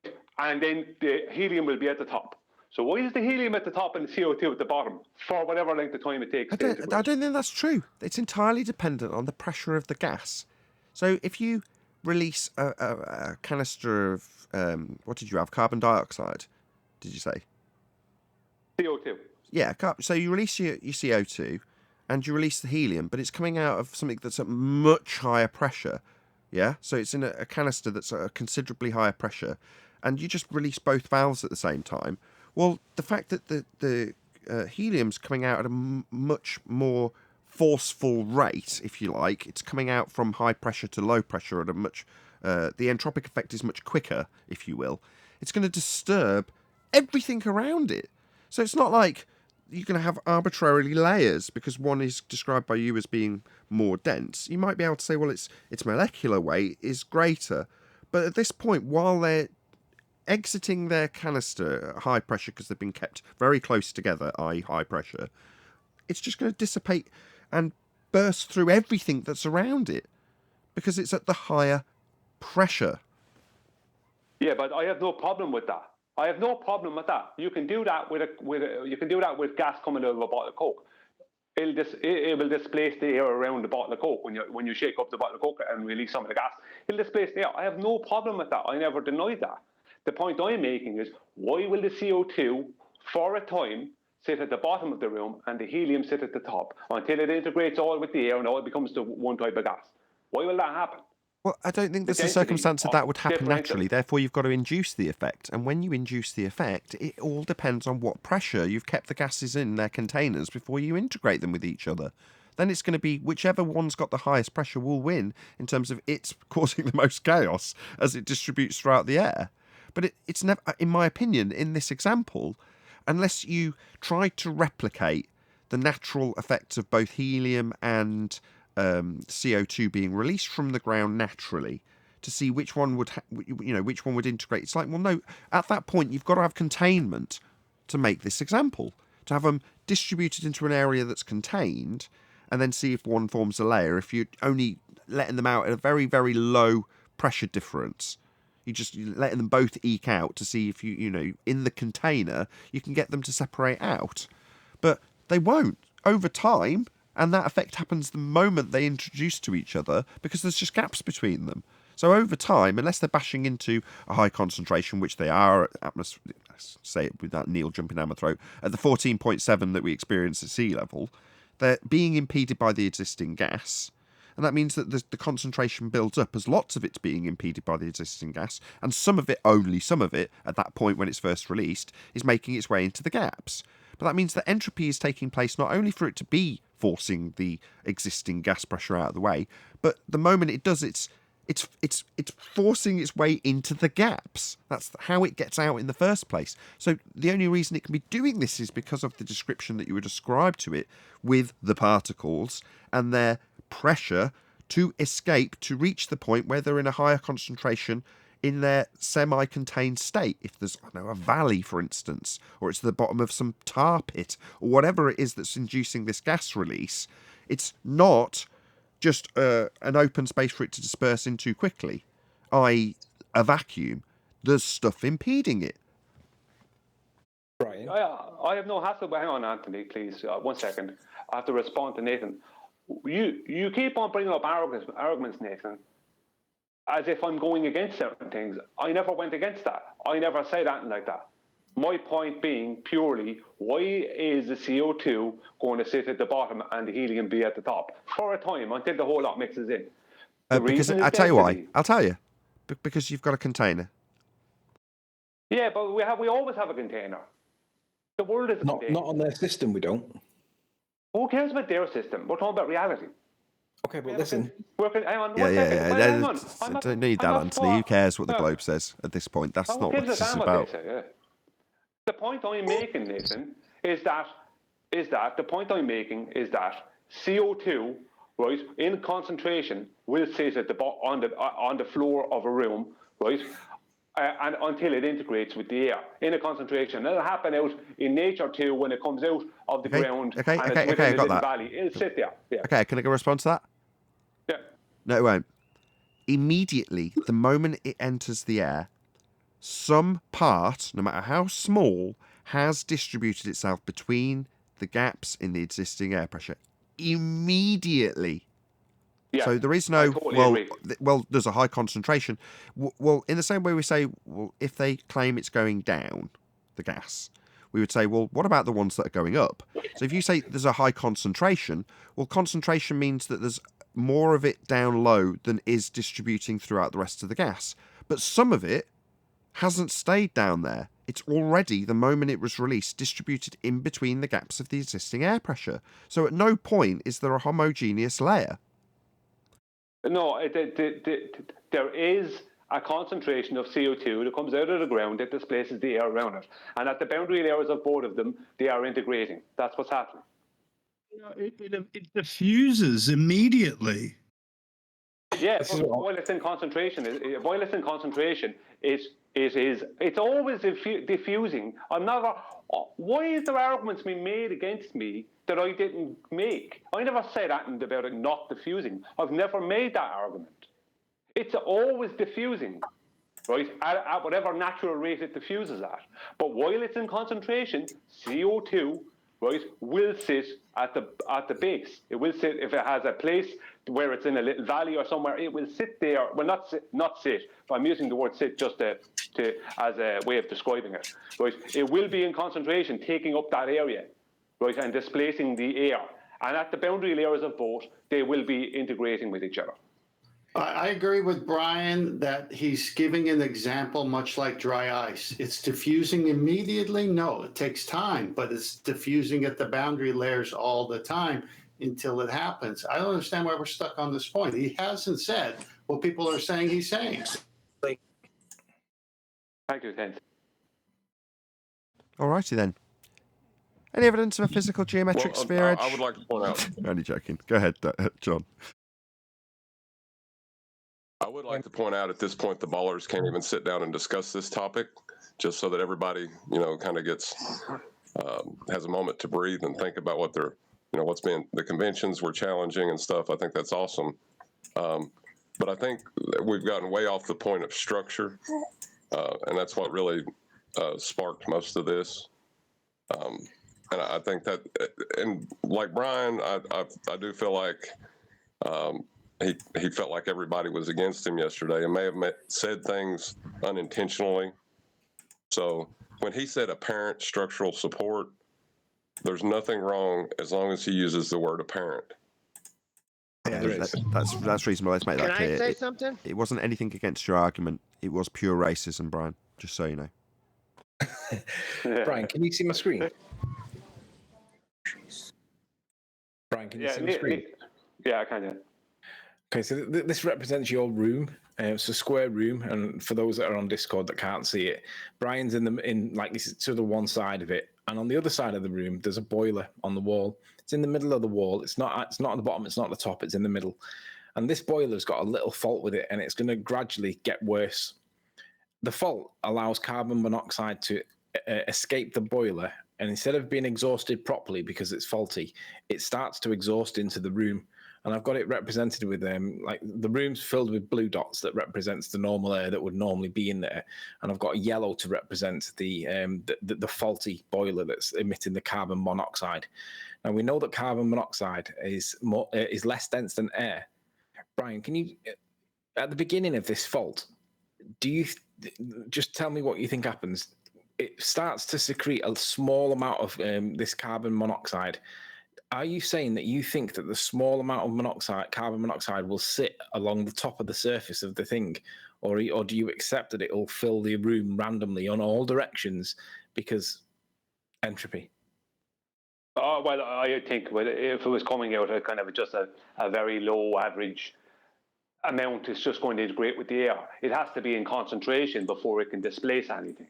Which is what Nathan's point was. Nathan said it was to do with the pressure. So as the leak... No, I'll debunk that. Hang on. As the leak gets worse and worse and worse, and obviously it starts filling the room, then there's going to... Initially, you're going to start... If the pressure, the rate of the exhausting of this bad fault, if this was bad enough and the pressure was that much that it started to fill the room from the top down, which is what happens with carbon monoxide poisoning. It fills the room from the top down. That's why you need to have your windows open and all that to get rid of it. But if there's a problem, it knocks people out and stuff. But if the rate of the exhaust gas from the boiler exceeds the ability for it to go through the cracks and go through and disperse into the other rooms, it will start to fill the room up from the top down because the pressure is being, like, the rate of the release is more than what the leaking of the rooms in between all the gaps is. Would you agree with that? Yeah, but see, I'm going to have to pull you on this one now, because you said if it's kind of just gradually little bits coming out, then what's going to happen? It's going to disperse into the air. But if it's coming out in enough to actually start filling the room, then it's going to be sitting on top of the air, which is my point. Why is it sitting on top of the air? Because it's not the pressure. Hang on. It's not the pressure. The pressure is where it's coming out from, right? When they start filling the room, why does it end up towards the top? Because the density of the air, right, is greater than the density of the carbon monoxide. So the air gives it structural support, It's the increase in pressure. It's the increase in rate, and you're right. Density does play a part in it, but it's the increase in the rate of the exhausting gas that's not meant to be there that's causing it. So it's the increase in pressure plus the density of the gas together that causes the filling up of the room. Yeah, but it's concentration. As I said, I've said the word concentrate. I must have said it the other day, and I've said it today. I don't know how many times. In a concentration, yeah, when the balance of the carbon monoxide with the air in the room, right, starts to tilt especially more towards the carbon monoxide, then you're going to have a situation where if there's more gas coming into a room than going out, then it's raising the pressure of the whole room for a start. Number one. Number two is that it's going to start coming down from the top. Because if it's in concentration, then it's going to sit on top of the air that's in the room. That's what will happen. Okay, let's just try this. Define concentration. A concentration of sand would be just a load of sand together. In concentration. A grouping maybe. A gathering of stuff. Gathering of stuff or people. Would you agree with that? Hold on. Well, whatever. Getting somewhere. Just I don't know what word to use. I don't even know why I have to define concentration. Because you're using it. Well, okay, because it's a concentration of carbon monoxide is an area where there is a majority of let's say a square meter, where there is where the majority of it is filled by carbon monoxide. That is a concentration of carbon monoxide. Just look it up then. Have a look at what it says for concentration, because it says a gathering of stuff. Now, for me, that implies stuff getting grouped or pushed together, when in fact the effect that we're describing is the antithesis of that. It's diffusing and spreading out. So in the same way as when you say gathering, let's use people, not because I'm going to reify them into gas, but if you say you've got a gathering of people, a concentration of people as they all move into the festival. Yeah? That's them all coming together to become more concentrated. Yeah? And then you can surf somebody over the top of them. You with me? Like crowd surfing. However, when you describe gas diffusion or effusion or any other entropic effect for that matter, it's the other way round. So you've got the gas starting in the crowd, like the people, and then leaving all of the gates all at once, getting less and less and less concentrated.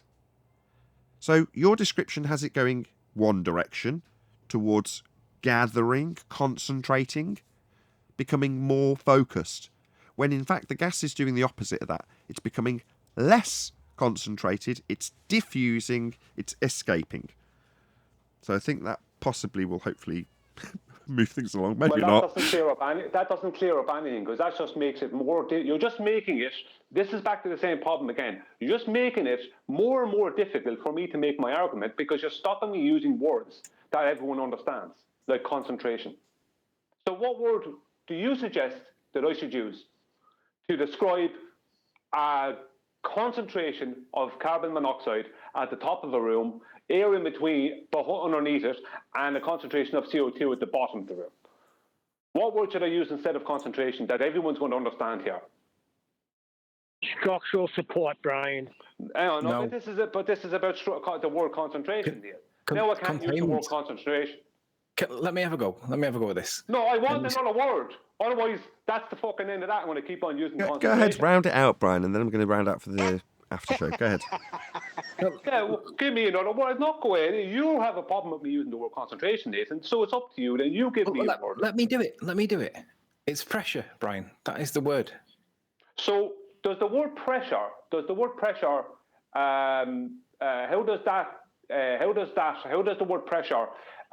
explain what I'm talking about?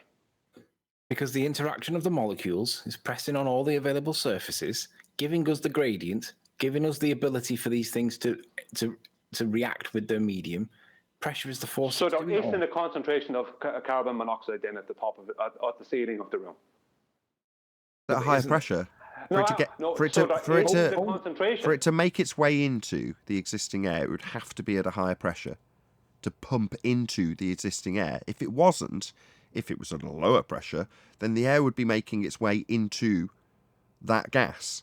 It would go the other way. So it must be at a higher pressure. Anthony's right. It's only at a higher pressure to get into the room. It has to be a higher pressure to get into the room. So it's pressure. That, though, So that's what I was trying to explain with it. That's what I was trying to explain to you though with the containers. That for it to distribute itself into the room in the first instance, it's got to force its way in. Yeah, well, you can do that with pressure, but density will also do it. And the proof of that is that when it forces its way in, it goes to whatever, like the CO2, carbon dioxide, CO2, when that's forced into the room, how come that doesn't go to the ceiling? How come carbon monoxide does? So you're denying density when you're having... It does though, Brian, it does. It distributes itself equally throughout the room. If you're saying where I introduce it, there's a high concentration, yeah, because you've introduced it at a higher pressure so it can make its way into the room to start dispersing throughout the gas. That's not meaning that it's going to immediately go up to the top. It's just going to disperse its way throughout the gas. Yeah, but you're talking about the pressure it takes for it to get into the room. Yeah. I'm talking about the concentration. What happens to it when it becomes a concentration in the room? Yeah, higher concentration is higher pressure. The amount of molecules over a given area and the amount of interactions they have is directly proportional to the quantity of them. Well, that's not anything to do with the molecular level, let's call it weight, for ease of description. Don't anybody criticise me for that. It's not part of the argument. But when you describe the molecular weight, that's irrelevant because I can say, well, if I do this with helium, yeah, it's still going to disperse throughout the gas if it's at a higher pressure to force its way into the existing gas. Yeah, but once the pressure has equalised, which it does, once that gas gets into once the carbon monoxide and carbon dioxide gets into the room, then that releases that bit of pressure. The point is that why is the carbon monoxide for a time until it integrates, and why is the carbon dioxide for a time until it integrates? Why did the two of them take two different positions in the room? Because you forced it into it by way of a higher pressure.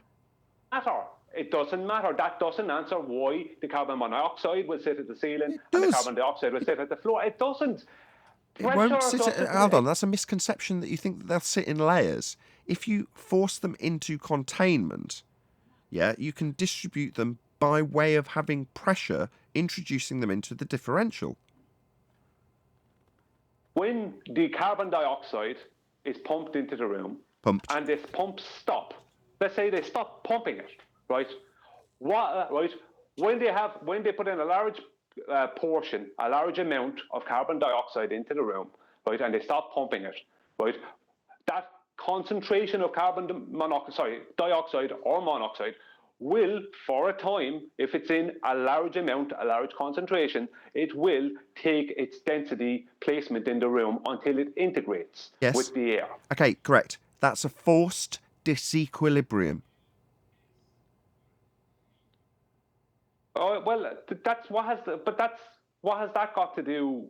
The point is that density is taking place. Let me answer. That's my point. Okay, I'll answer. Density is taking place. I'll answer. Because it only occurred through pressure differential. You said when it was pumped into the room. Yeah, that would be you forcing it in by way of a pressure differential. So you're forcing, by way of pressure, a high concentration, to use your words, of gas in a given area.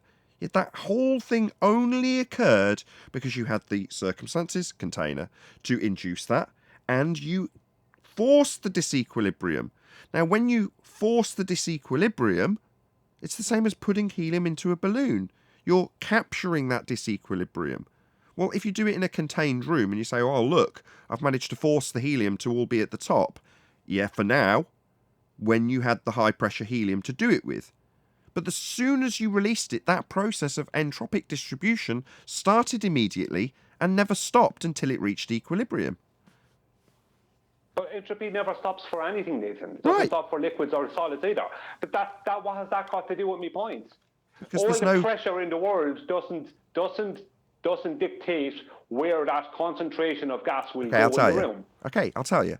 Because when you describe a piece of wood, Because when you describe a piece of wood as having structural support, but for the fact that the entropic effect for it to turn to dust is incredibly slow and isn't a phase change, right? Then you move on to liquid. You've actually got to have a physical phase change in the state of it for it to encompass, that will be turned to gas, whatever's sat on it bobbing in equilibrium. Then you move to gas. It doesn't have to undergo any phase change. It doesn't have to go under massive lengths of time and erosion or anything like that. It just, by very nature of being gas, immediately starts to encompass whatever it's around it. The effect is totally different because of the amount of time that it takes to do it. And what it's doing is very different to what something like a cork balanced on water with structural support through bonds will do over time. The water won't encompass the top of the cork with time unless it goes under a phase change. Whereas without phase change, the gas will immediately distribute all around whatever it's in. Immediately, and that's happening straight away. There's no equilibrium to take advantage of, and when it reaches it, you've no longer got the effect. What has that got to do with the fact that CO2 will sit at the bottom of the room and carbon monoxide will sit at the top of the room until it integrates I'll with tell you. Until it integrates I'll tell with you. the air. I'll tell you. That doesn't And maybe give us ask the doing question, that. then babble straight on for 10 straight minutes. I'll tell you. But you didn't Because let me you've finish what I was induced saying. because you've induced that effect by way of pressure differentials. Likewise, when you pump out a gas that is contained under the ground and it physically pumps its way up to the surface, it's had to do that with pressure. So the start of your process starts with pressure for you to then create this man-made disequilibrium in the case of the sulfur hexafluoride in a fish tank, to then describe the effect of an entropic distribution through way of diffusion into the air as being the same as bonded structural support with water in equilibrium. They're very different things.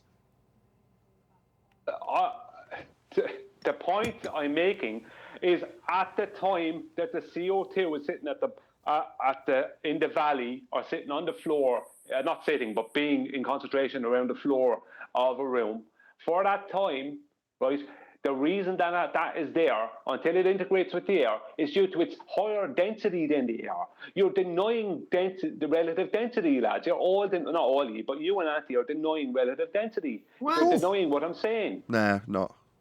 No. Yeah, you're denying relative density. Relative density is the reason that carbon monoxide will be at the top of a room and carbon dioxide will be at the base of the room. If it's forced in under higher pressure.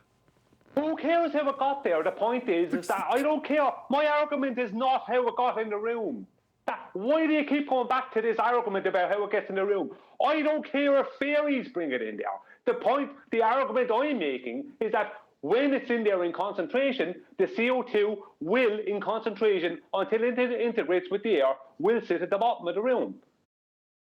I'm going to say, if you are watching this on either Nathan Oakley 1980 or Nathan Oakley Premiering streams, then stay tuned, as there will be an after show to follow. Unfortunately, if you are watching this live, this is where we bid you farewell. So a huge, massive, enormous thank you to all of you who smashed the super chat, liked, commented, shared, subscribed, hit the PayPal link, and all that good stuff. Also, below this video, you can get £50 for swapping your UK electricity supplier to Octopus Energy. I've been Nathan Oakley. Stay tuned if you're watching on a premiering stream, and I will see you all in the next video.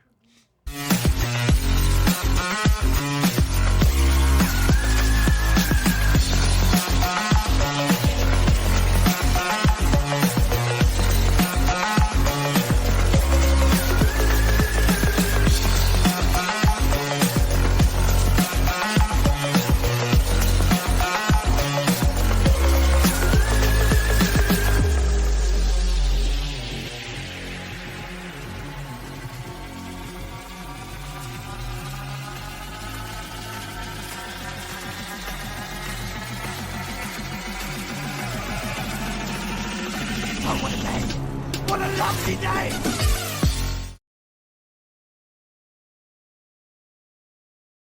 Slower and break this down. Will create a pressure. Excuse me. Two rooms merged. Two rooms merged, guys. Calm down. Well, how did two rooms merge?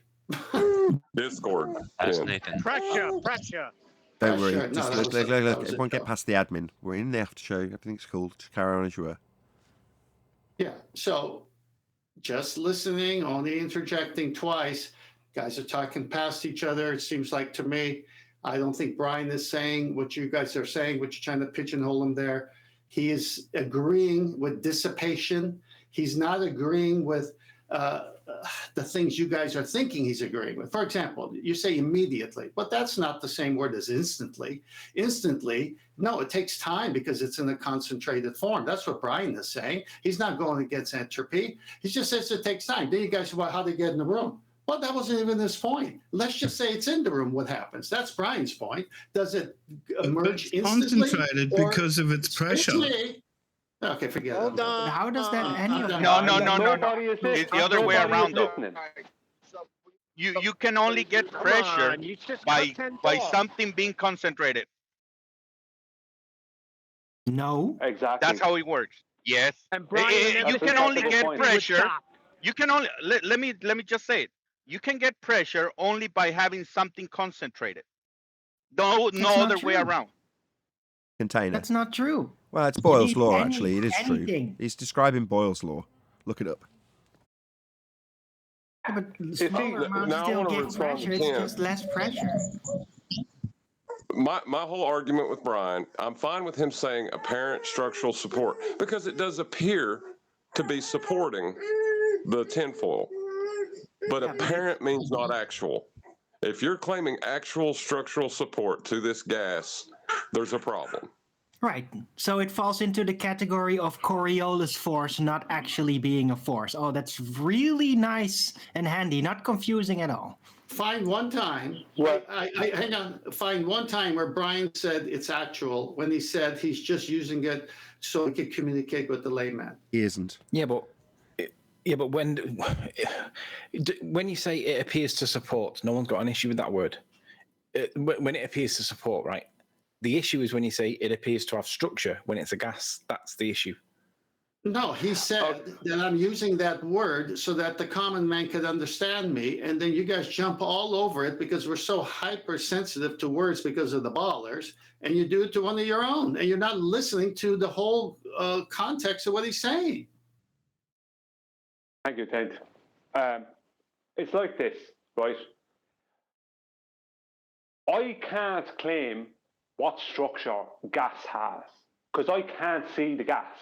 But I will not accept people attacking me, right, and trying to rebut me using the term structural support, right, as a way of describing what we see, right, when they're using a descriptive model because they can't see the gas either.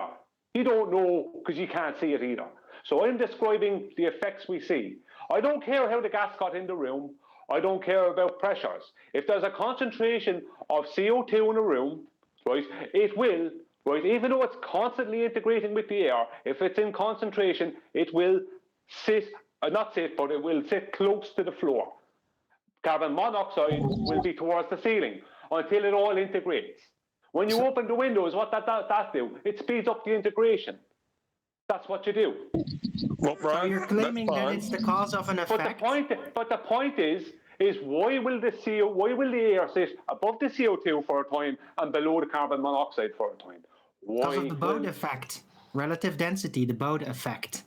Because it is inside, and that causes relative density displacement, which is effectively pressure driven. Because that's how that works with gases. That's how they displace things, through pressure, not through structure. Well, Arwen, you just said the word he's been yelling from the rooftops, density. You just said he's been saying that all along. You didn't hear what Arwen just said? I did hear what Arwen just said, but Arwen is still working off of. He's not just looking at the effect. He's working off, going back in his mind to working off a descriptive model. He never mentioned a descriptive model, Brian. Have to. You are red herring to death at Arwen. No, he said. Yeah, you are. I was talking about the really is level. He talks about pressure. He said pressure. Is pressure the reason that carbon monoxide, right, in concentration in a room will sit at the ceiling and carbon dioxide will sit towards the floor? In concentration. Arwen, say it again because he didn't listen the first time. Say it again, Arwen. You seem to be not able to answer my question, John. Relative density displaces things through pressure. That's what it does. not Right. structure, pressure. Right, Structure right. is the thing that prevents relative density Pressure. displacement through its rigidity. That's what structure does. Pressure does the opposite. Okay, pressure. What pressure is going on then? What pressure is going on? That Relative causes the density carbon monoxide disequilibrium to be pressure is what's going on. What pressure is going on that causes the carbon monoxide to be at the ceiling and carbon dioxide to be at the floor? And now you remember, you're taking density out of this when you say pressure. He did not, Brian. You're taking Don't density out red of herring No, pressure. what the When hell are you saying? Without the What? pressure, you're taking No, that's density not out. what I said. That's not what I said at all. I actually said exactly the opposite. I said, no, they are one-on-one. They are the same. Relative density displacement comes in the form of pressure. It's not something else. It is it. That's what the So, displacement is. When the milk sits on top of whatever, the dish fluid or whatever the hell in the relative density tower, when the milk sits on top of whatever it sits on and something sits on top of the milk, right? What part of pressure, right, is continually, what part of pressure alone is causing that? And how does density not come into it? Liquid. Because you're claiming That's a only straw pressure. man It's liquid. question. It's liquid. When you claim pressure, right, when you use density and then use the term pressure, you're taking density out of it. No, he's talking about No, gas. I'm not. I'm Stop, saying stop, it's stop, stop, stop. directly Hello, linked. hello, stop. Hello. No, it's composition fallacy. Just because it's true of liquids doesn't mean it's true of gases. So, no. We're speaking about relative density. I'm speaking about relative density. That's what. That's the whole point. That when I've been speaking about, when I've been using the term structural support, it's all based around relative Okay, let me just density. try and get us back on track. Okay. When you're talking about relative density, yeah, at that point, with that description, you're talking about all things being equal. That would be equilibrium or relative density equilibrium when you're talking about a layer of milk. This is my point. I've tried to stress it so many times. And you're saying, oh, I'm misconstruing his point. No, I'm not. When we're talking about distribution of gases, it's not in equilibrium anymore. So for this effect to be demonstrated, you've got to force it into disequilibrium. When you say you have high concentrations, you have a forced disequilibrium by way of pressure. That's the only way you achieved it in the first place. When I got there last time, you're like, it doesn't matter how it achieves, I don't care if fairies put it there. Well, it's the start of this entropic process. For it to start being in a high concentration, it had to be pumped in at high pressure. So that's the start. It's the be-all and end-all of it, in fact. It couldn't achieve the start unless it was in a higher pressure state to get into the room. If it wasn't at a high pressure, it wouldn't get in. Great. So the CO2 and the carbon monoxide are pumped in at equal pressures. So why is the CO2 down towards the floor and carbon monoxide towards the ceiling? It doesn't. It distributes throughout the gas. It doesn't. Why is no one answering that?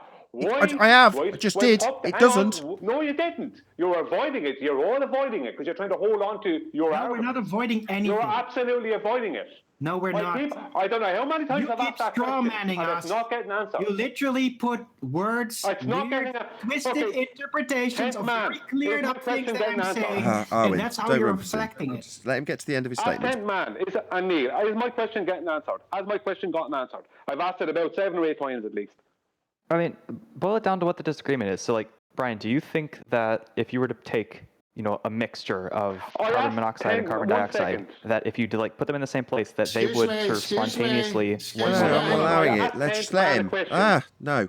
I'm going to allow it. Go ahead. Emerald, please ask your question. Go ahead. Right, I'm trying to figure out where the folks are in the other call are disagreeing. Like, Brian, are you saying that if we were to take, an equal mixture of carbon monoxide and carbon dioxide and put them in at the same pressure, that they would spontaneously move one up and the other down? My argument is not pressure. My argument is if the two were put in at equal pressure, right, into a room, right, for a time, in a concentration, for a time, the carbon monoxide will take the top of the room and the carbon dioxide will take the bottom of the room until it integrates. That's what he asked. Okay, thank you. Thank you. I'm not finished speaking. Yeah, well, he's answered his question. The answer was yes, then. That's what he asked. No, I'm not finished.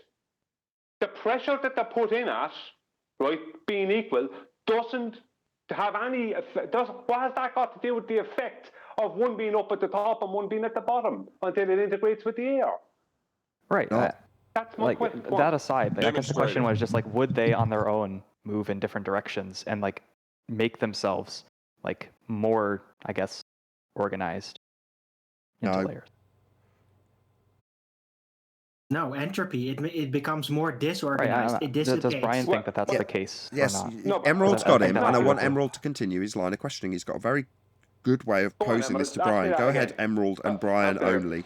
Brian's a bit too triggered at the minute. Take a breath, Brian. Just Emerald I'm and not triggered. Brian. I'm not triggered. I'm not triggered. I'm just Yeah, pissed you off. are. Right, Okay, that's pretty well, much the only while I'm question trying I to was get gonna ask, everyone is I'm else, trying to figure hello, out at what Arwen, point- hello. Sorry. While go I'm ahead. trying to get everyone under control, you're telling me how not triggered you are, Brian. Just FYI.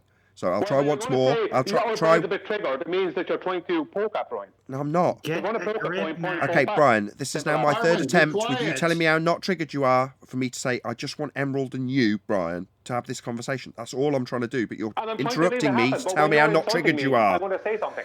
Well, if you keep calling me triggered, I'm going to be fucking triggered, aren't I? So if Yes, you want me and Emerald to talk, then leave Emerald talk.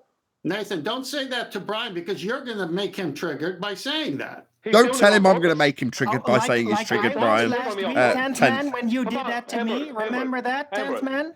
I was Emerald, triggered. and you Arwen didn't and know. 10th. Arwen, Stop it, remember? please, please, Arwen, you're please, always please, everybody, including Brian. I'll try this once more. Just want to hear Brian and Emerald, please. Right. I'm trying to just figure out what the like baseline disagreement is among the folks in the room. And I think the question that might be where the answers differ is if I put in, say, like an equal mixture in the middle of the room at the same pressure, all things equal, of carbon monoxide and carbon dioxide. I guess the question on the table is, would they, for a brief moment, sort of on their own, move into different layers, like one at the top, one at the bottom? And I think the answer that Nathan says is no. No, don't and I think the quote answer my Brian answer. says Just is ask yeah. Brian. Go ahead, Brian. Well, we know that does happen because we know that carbon dioxide will, for a time, when it's at concentration in a room, will sit towards the bottom, and carbon monoxide will in concentration until it integrates with the air, will for a time sit towards the ceiling. Right? That's why you open the windows to help release it and integrate it with the air. Right? My point is, right, and no one's answering it, is the gas of CO2, right, will have the air for a time sitting on top of it, well, as much as you could describe on top of it, and the monoxide would then be above that air in concentration. So my argument is, if structural support is a bad description, then how come that describes that exactly? I can answer that. Because gas fills available volume, Brian. No, it that's doesn't not sit the on answer. things. That's not the answer to that question at all. That answer, the that answer answers is absolutely density. nothing. No, that's actually the opposite of the answer to that question. The answer is because of relative density. At first, it's not mixed in with everything else, so it's going to relate itself as a mesh with the rest of the mesh in order through relative density, which is guided by pressure. Nicely. That's the answer to that question. Well put. So when I agree, well put. So when the pressure, right? So when you pump in the carbon monoxide and carbon dioxide at equal pressures, then you turn them off. You turn off the pumps, right? So then it's just volumes within the room, right? In concentrations. So for a time until they integrate with the air, whatever like the time it takes both of them to integrate with the air, right? The monoxide will be towards the ceiling and the dioxide will be towards the floor, right? Why is I think they're going to diffuse immediately. Correct. But they're not, because this is a thing. This is a known problem in houses. It's a known problem in houses where people end up with carbon dioxide towards the floor or carbon monoxide towards the ceiling. It's a known problem. It's a health problem. But that's because there's a constant influx of it when that happens. Correct. No, he said you turn. Oh my God! I'm going to give up on this. But I'm wasting my fucking time. You're wasting your time. You're Great wasting conversation. You want to hear from me, Anthony? Right. Can you Hold on. Can I just try Can you and address retain some? Alvin's point? Hold on, Sleeping Warrior. No, this is a great conversation, Brian. Please, hopefully, you're not feeling too attacked. This is a good conversation. You're the else main did he feel? player in it. How else would I feel? How else could he feel? Oh my goodness, you're telling him how triggered he is, and you're making him that way. Can you stop telling me I'm telling him he's triggered? Hold on, 10th man. You're going to trigger him saying that I'm going to trigger him by saying he's getting triggered. No, You're going to trigger him I doing don't that. think. No. When I come. Brian, can you address Arwin's counter, Okay, please? forget it. No one could get a word in here. Look, there's a belief system going on here, Kent, and they don't want to address it. That's what's going on. They have a belief system and a model. You're not addressing Arwin's point. Listen. Can you address Arwin's point? Hold on. I want carbon monoxide. No. I agree with Sleeping Warrior. Arwin, can you summarise your point again? And then I want Brian to respond to it if he's willing.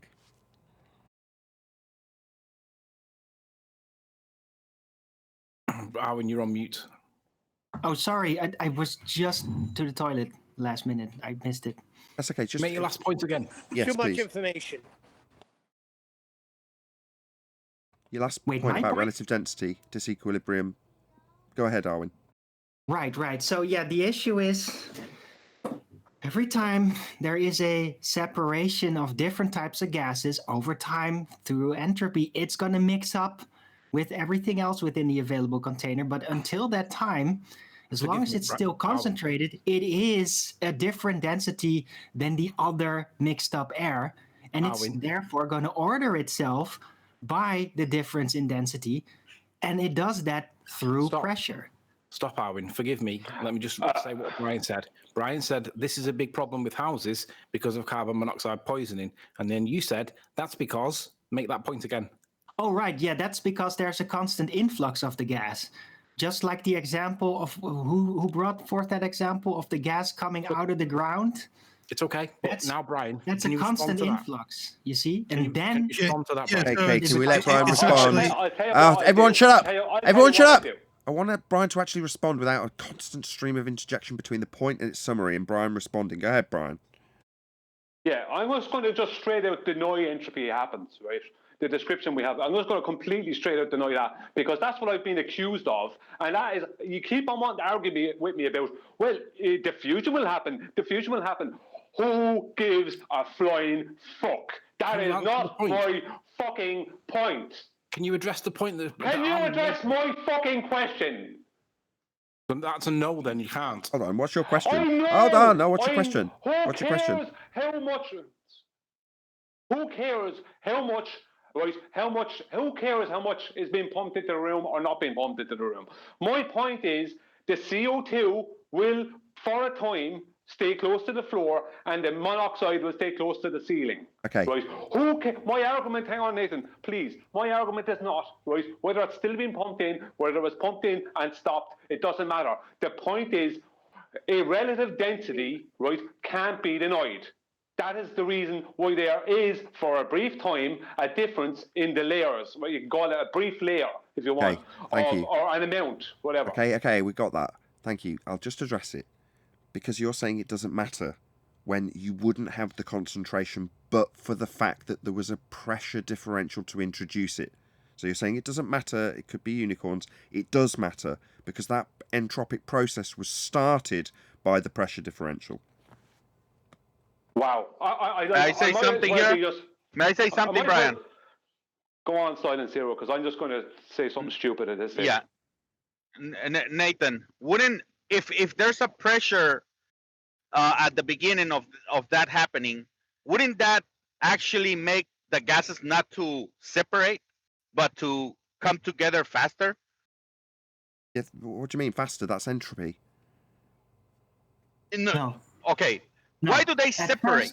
That's the point that Brian is trying to ask you guys. Why does it separate? Perfect. Glad you asked. And if you say, glad you asked. If you say, oh God! I wasn't done. I wasn't God, done. thank you. I wasn't done. Thank you. Thank you. I wasn't done. Thank you. Thank you. Just keep going indefinitely. I'll just say thank you 15 more times with everyone carrying on. So the questions come now. Silent Zero's question's been lost in the total Discord rumbling. Right, do you want to ask your question again? Hopefully there won't be a constant stream as soon as it's summarised for the second time. Yeah, why do they separate? That's the question. Right, good question. Why would be to ask why do we have entropy? That is to ask the cause of entropy. Why does hot flow to cold? Why does high pressure flow to low pressure? This is an assertion of the cause of entropy. Now, I don't know, and I doubt anybody here will ever know why, other than rewinding the clock to the beginning of everything and arriving at the ontological primitives. So, assertion of cause is not something we're going to get to.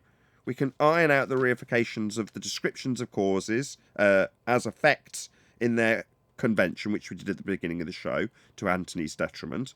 But we can also get around faulty descriptions that have structure as part of the description when the entropic effect violates that description in the first instance. There's nothing wrong with hashing it out. If Brian feels like we're attacking him, we are attacking him. We're attacking his argument. No, all right. May I answer? Yeah, go I ahead. think you didn't answer my question. I'd like to say something too after Silent. Your question was All right. why. I think you didn't. Yeah, your question's Yeah, why. but hold on. You didn't answer my question, Nathan. Yeah, because I can't tell you. I can't tell you why diffusion. Because why diffusion is why second law of thermodynamics. I don't have the cause of entropy. I'm sorry. I thought it was the opposite. That's it. Yeah. Do you think that gas is separating? The gas separating is entropy? That's what entropy is. The Separating, description of the mixing in. change over time.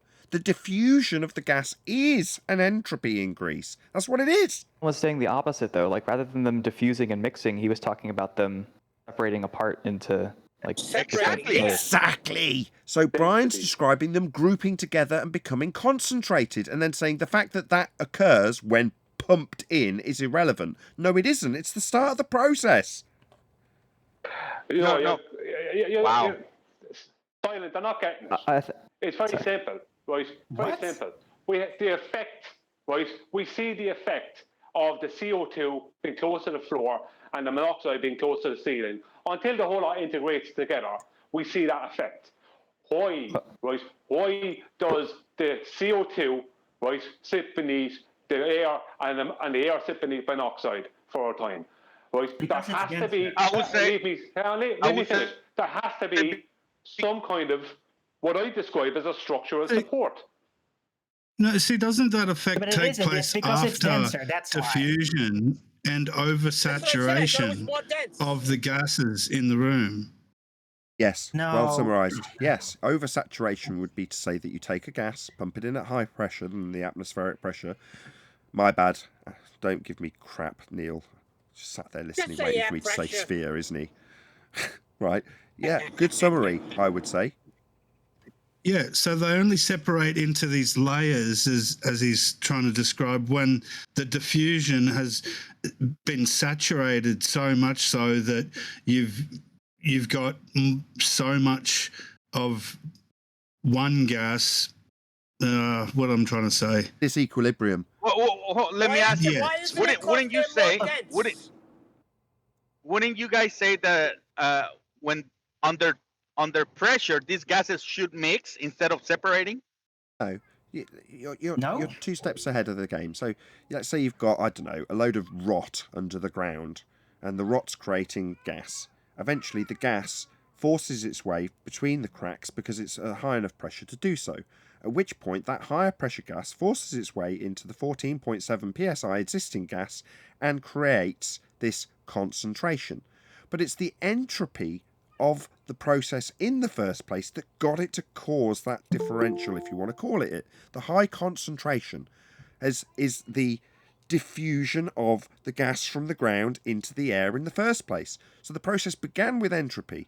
It began with high pressure, and then you're saying, well, if we ignore all that, not that it's but for the fact it's only there because of it, if we start at the point where we've got a high concentration and say, if we start there, we can show it as being a bit like a layer. You're like, no, it's diffused into the air in a high concentration. It's created a disequilibrium, and is now all it's trying to do is return to equilibrium. But to get there in the first place, entropy had already begun. It had already got into effect. It got into the swing of getting into a higher pressure, and then forced its way into existing gas in a high concentration temporarily. Well, before it got to the gas, there was no air. There was just the gas itself in whatever pocket it was rotting away in. So what are you going to say? Well, in that instance, there's nothing but that gas, yeah? Until it made its way, it diffused into the air, and that started with it in high concentration. But the moment it met the air, it was getting less and less concentrated the second it started happening. Right. And I would Brian's like not saying anything otherwise. And Brian is not saying anything otherwise.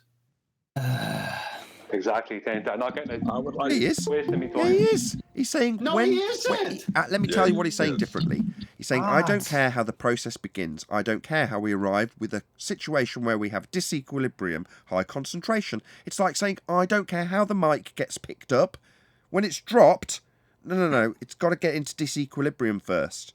Likewise, this gas has got to be in disequilibrium. We can't just say it doesn't matter. We can't just say it doesn't matter how it gets into the situation in the first place. That's not what's happening. You guys have taught me. It's amazing how it is what's happening. That's what he told me. So Brian, if we're getting it wrong all the time, why don't you lay it out for us? Well, I've been trying to, but you keep interrupting. So Brian, is it possible for, if we're in a room, let's say nothing's being pumped in or out, and we've got, I don't know, cup of CO2 and a cup of CO in the middle of the room, nothing being pumped in, nothing being added or removed, and we, I don't know, pour out the gases or whatever, will they start in like this diffused state and then move to an undiffused layered state? Or will they only ever get more and more diffused? Emerald, come on. You know what's going to happen there. I know what's going to happen there. There's a very, very small amount of CO2 when it's in a cup. So what's going to happen is going to very quickly, that amount of it will diffuse into the air. Right? I'm talking about when it's in a large concentration, and the same with the monoxide. Yeah, when you get to a certain level of saturation. Why can you not leave me finish what I'm saying? Every time I go to speak, Tent. Right? Every single fucking time. I'm getting about, if I'm lucky, halfway through, and someone's telling me about something that I already fucking know about. Right? The problem, Brian, is 75% of your time is defending what you haven't said that they said you said. Exactly. I'm not getting a chance to make the argument at all. There you go. I guess, so maybe a follow-up. Like, let's say it's not a room of air and too small. Hang on, Emerald, please. I have a question for Nathan. I'll answer your question in a minute. Let me ask a question for Nathan. Nathan. Hey, go ahead. A square foot of carbon dioxide, right, is more dense than a square foot of carbon monoxide, right? What does that mean? What do you mean? What does that mean? To be more dense, what does that mean? And what is more dense? What is it that's more dense? When you say more dense, what is this? how have you ascertained that? Is it a higher pressure in these two arbitrary spaces? Oh, that's a good question. What's the pressure that they're at? Equal pressure. Equal pressure? So you've got two quantities in two boxes. It doesn't mean anything at this point. So you're now denying that there is such a thing as density of matter. No, I haven't denied that. You've just asked me what it means when you've got two boxes with two different gases in. Well, at this point, it means you've got two boxes with two different gases in. If you qualify them as having different molecular weights, fine. So what? No, I'm talking about density. The gas doesn't have weight. I'm talking about density. Okay. Density of matter, right? Gases have density. Gases in concentration have density.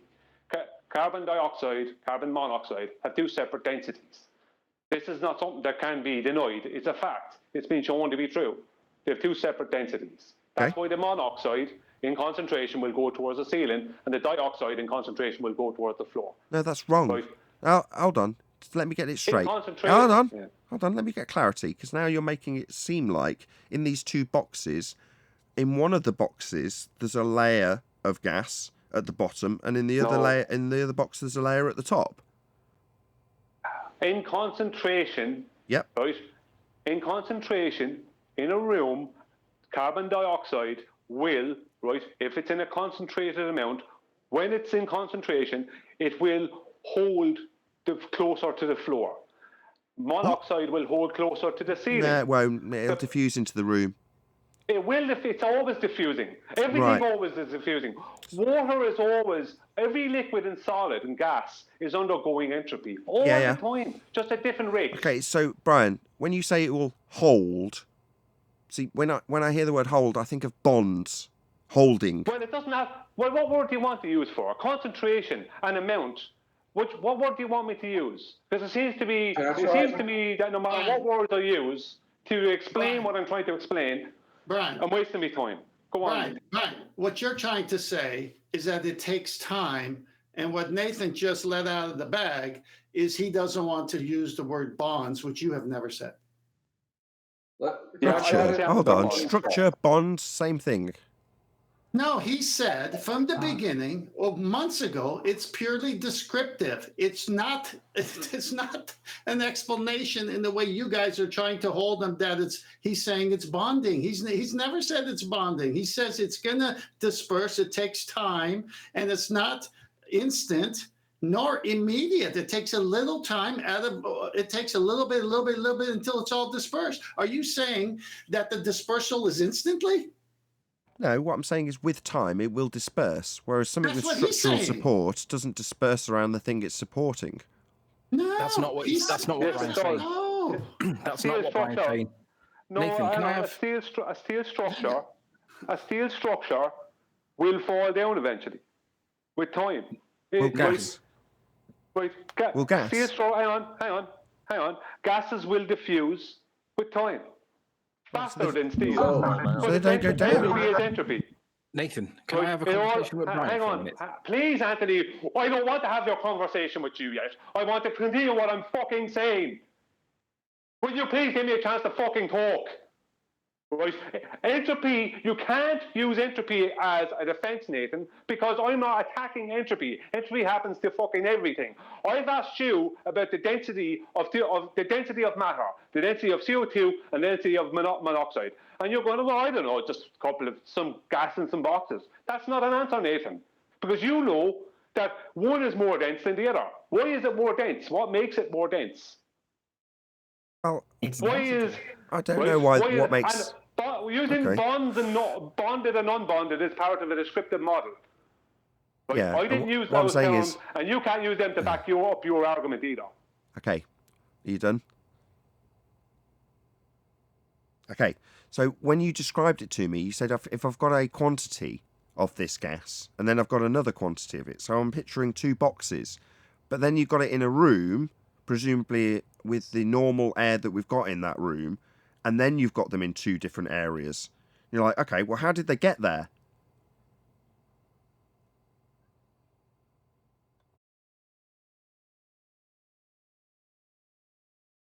I've got my hand up, by the way.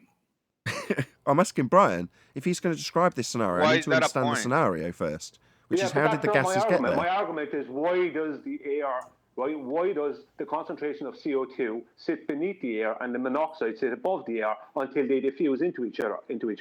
Why does that happen? Isn't this what Arwen answered? Because they were introduced in that manner. How were they introduced to be like that? You're avoiding what I'm asking. You've all been avoiding it for the whole show. I'm not asking it anymore. Arwen addressed it directly. One is more dense than the other. No, you didn't answer Arwen's rebuttal, and I've asked you to do it twice, and you got grotty with me. So can you? Arwen said it's because of the rate that it was introduced, the continuing rate that it was introduced. Can you directly address that and don't get grotty? Yeah, if I continually introduce at a high rate CO2 into a room, right, and monoxide at the same time into a room, right, and let's just say we go one step further and we introduce the dioxide at the floor level and the monoxide at the ceiling level, what will happen is they will displace the air, right? Now, if we pump the dioxide in at the top and the monoxide in at the bottom, that will be an interesting effect to see what happens then.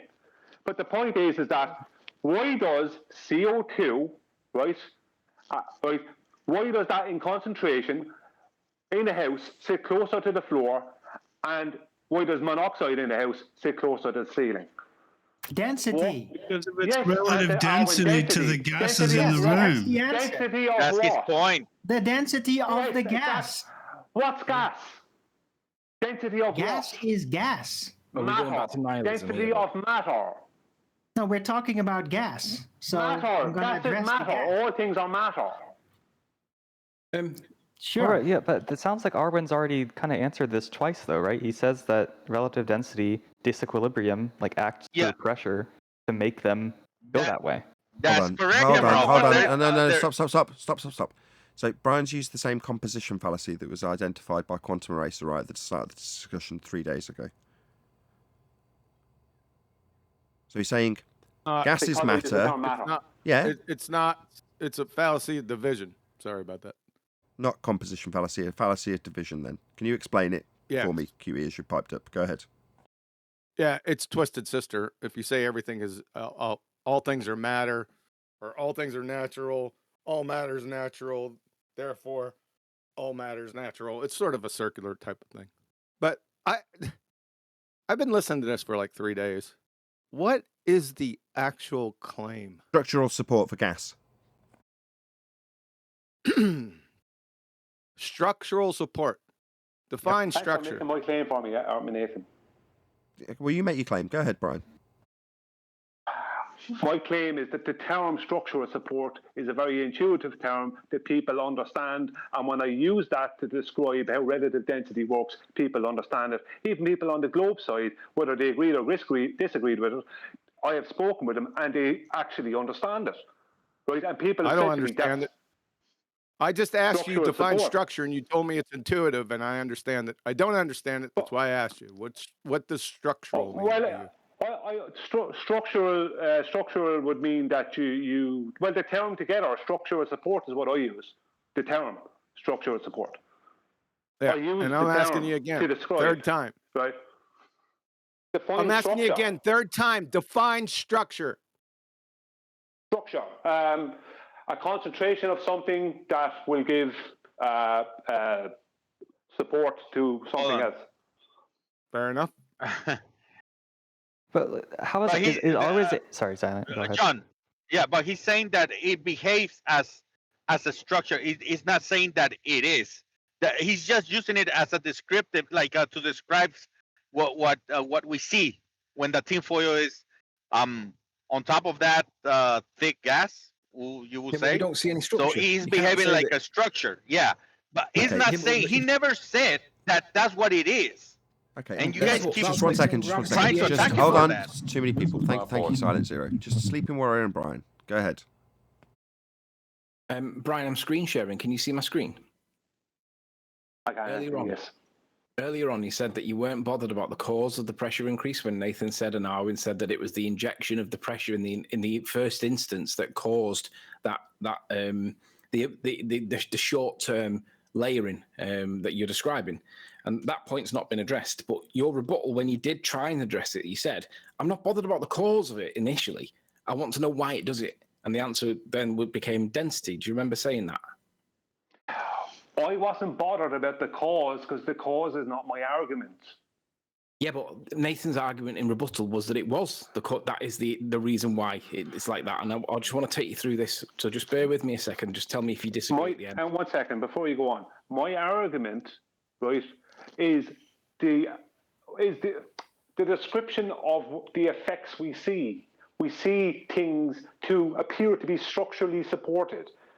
It appears that the air is structurally supported on top of the CO2 in the room while there's a concentration until it diffuses into the air.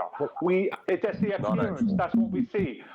I'd the say description of the effects, the effect I'm talking about. And I'm tying it back to leave me finish, John, please. I'm tying it back to relative density.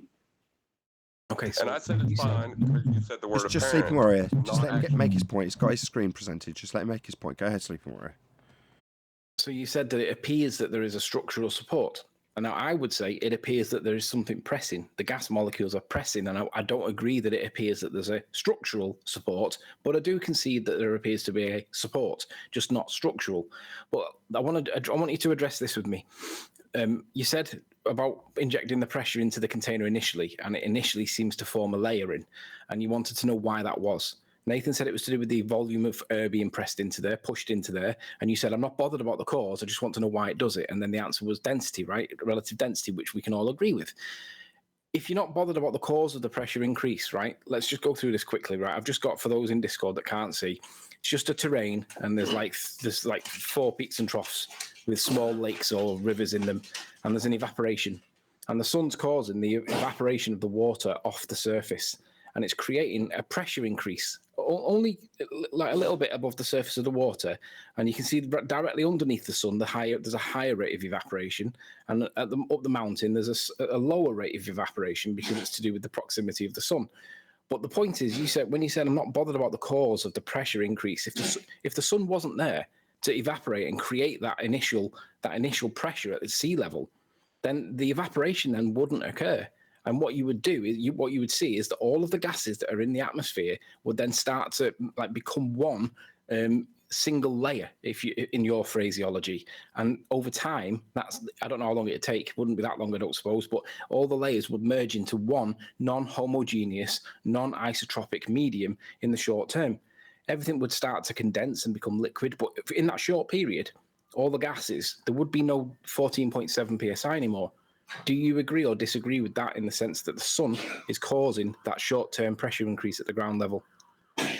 Anthony, I have a presentation that lasts 1 hour and 37 minutes on this exact fucking thing that I researched, and I know way more about it now than I did when I did the presentation, on what causes the gas pressure, how we have a gas pressure gradient, and how we have a low grade vacuum up towards the top of the sky. Right? I have no problem with the cause. The cause has nothing to do with what I'm describing. I'm describing the effect that we see. I'm not talking about the cause. I never said the cause doesn't matter. It doesn't matter to my argument. I'm not attacking the cause. But it does though, Brian. It does, because if the pressure that wasn't being increased by something doing it, in this case it's the sun, but with the other example it was the pressure being injected into the medium. If that wasn't happening, there wouldn't be the perceived impression that you've got. It would become non-isotropic and it would become non-homogeneous, so there would not be the effect that you're claiming. If we didn't have the sun, all the gas would just equalise. Yes. And then the temperature would go away and God knows what would happen with them after that. Yes. Right? I know that. Means... So we're agreeing then. That's not my argument.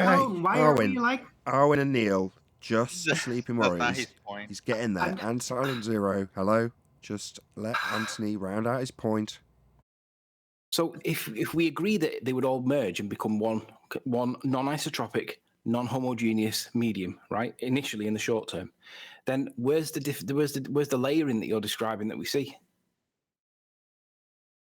I never said we see layers in. I'm talking about things like the CO2 in a room. I'm talking about the CO2 coming out of the ground when it's in a bit of a valley. Things like that. I'm talking about that. I'm talking about Felix Baumgartner slowing down the chlorine gas to the surface simply because he's getting into a denser air, more density of matter. Air is matter. Everything is made of matter. Why did you start out saying no? You're agreeing. Why did you start out saying no? You're agreeing. Well, saying no to what? Agreeing higher to what? Pressure. We asked you. Higher pressure. So when you say Felix Baumgartner, you're describing him going from the thinner air, if you will. Well, that's lower pressure. Yeah, and he's going into a denser, medium. Well, higher pressure. The appearance of structure. This sounds like something Arwen already answered. But hold on. But the pressure only exists because the amount of a matter existing in a place. That's the causes the density causes the pressure of something, not the other way around. And that's what he's been trying to say the entire time. Right, Brian, do you agree with or disagree with what Arwen said, which is that the relative density disequilibrium acts with pressure to make that happen? Do you see a problem with that, or do you more or less agree? Pressure will move, so say something less dense to maybe will move it out of the way of something more dense. Something more dense will move the less dense out of the way, right? That will be the pressure. But an equilibrium is when It doesn't need to move it out of the way anymore. It's already out of the way. So if you take CO2 gas and it moves, it's pumped into a room, or it comes in through whatever way underneath the ground, right, and it displaces the air towards the floor. Now, what happens is that is diffusing into the air all the time, right? Now, when let's just say it stops pumping in, what's going to happen is all that CO2 is just going to integrate with the air. That's what's going to happen. But while it's in the concentrated form, it has displaced the air. But at that point, once it has displaced the air, then that displacement was due to pressure, right? But how can it displace the air? Why come this air sits above it, right, stays above it for a time? Why does it do that? Because there's more density to the CO2 than there is to the air. Yeah, but it's not just the same way there's more density to the air. Hold on. Let me just ask Anthony. Anthony. Anthony, can you just phrase this in a but-for example? But for the molecules moving around at high velocity and their relative atomic weight, there would not be any layering without the input of more energy. That's fantastic, but that's all based around descriptive models. I'm talking about the effect. We see an effect, and I describe it as structural support. People understand it. Yes. There's no structure. And we agree. But for the fact that there is a pressure to introduce that differential, you wouldn't see what you're describing as structural support. So you're adding an extra, excuse the term, layer to the description that isn't required. You've already got the pressure to fulfill that in the description. Yeah, the same thing has happened to me on the water. Agree with what is it, SX? Because it's the concentration that gives you the pressure. I mean, I don't know why this. Yeah, it's common sense. Exactly. Right. So what's just call it apparent structure and finish this. Yeah, but when you say structural, that's just a grouping of like structural. The definition for that, like we read the other day, is relating to the arrangement of and relations between the parts or elements of a complex whole. In this case, a whole bunch of gas particles, I guess. I mean, you have. I don't. What's the issue though? I don't see where the explanation of displacing disagrees with what Arwen said about. Like, it sounds like they're roughly saying the same thing. They are roughly saying the same thing. It's about the complexity, though. So how do you derive complexity when you can't count it as an entire entity unless you trap it and then qualify it in a way that isn't part of this convention? So the problem is Brian saying, well, you're reifying that convention when you describe gas behaviour. And we're saying, well, no, you can't. Your description of structural support can only take place but for the fact that you have an increase in pressure. Now, when you've got an increase in pressure, you've got something already useful in that convention to describe how that occurs. Well, how does it keep the tinfoil in suspension? Well, it's pressing on it. Well, there's no structural support required in the explanation thereafter.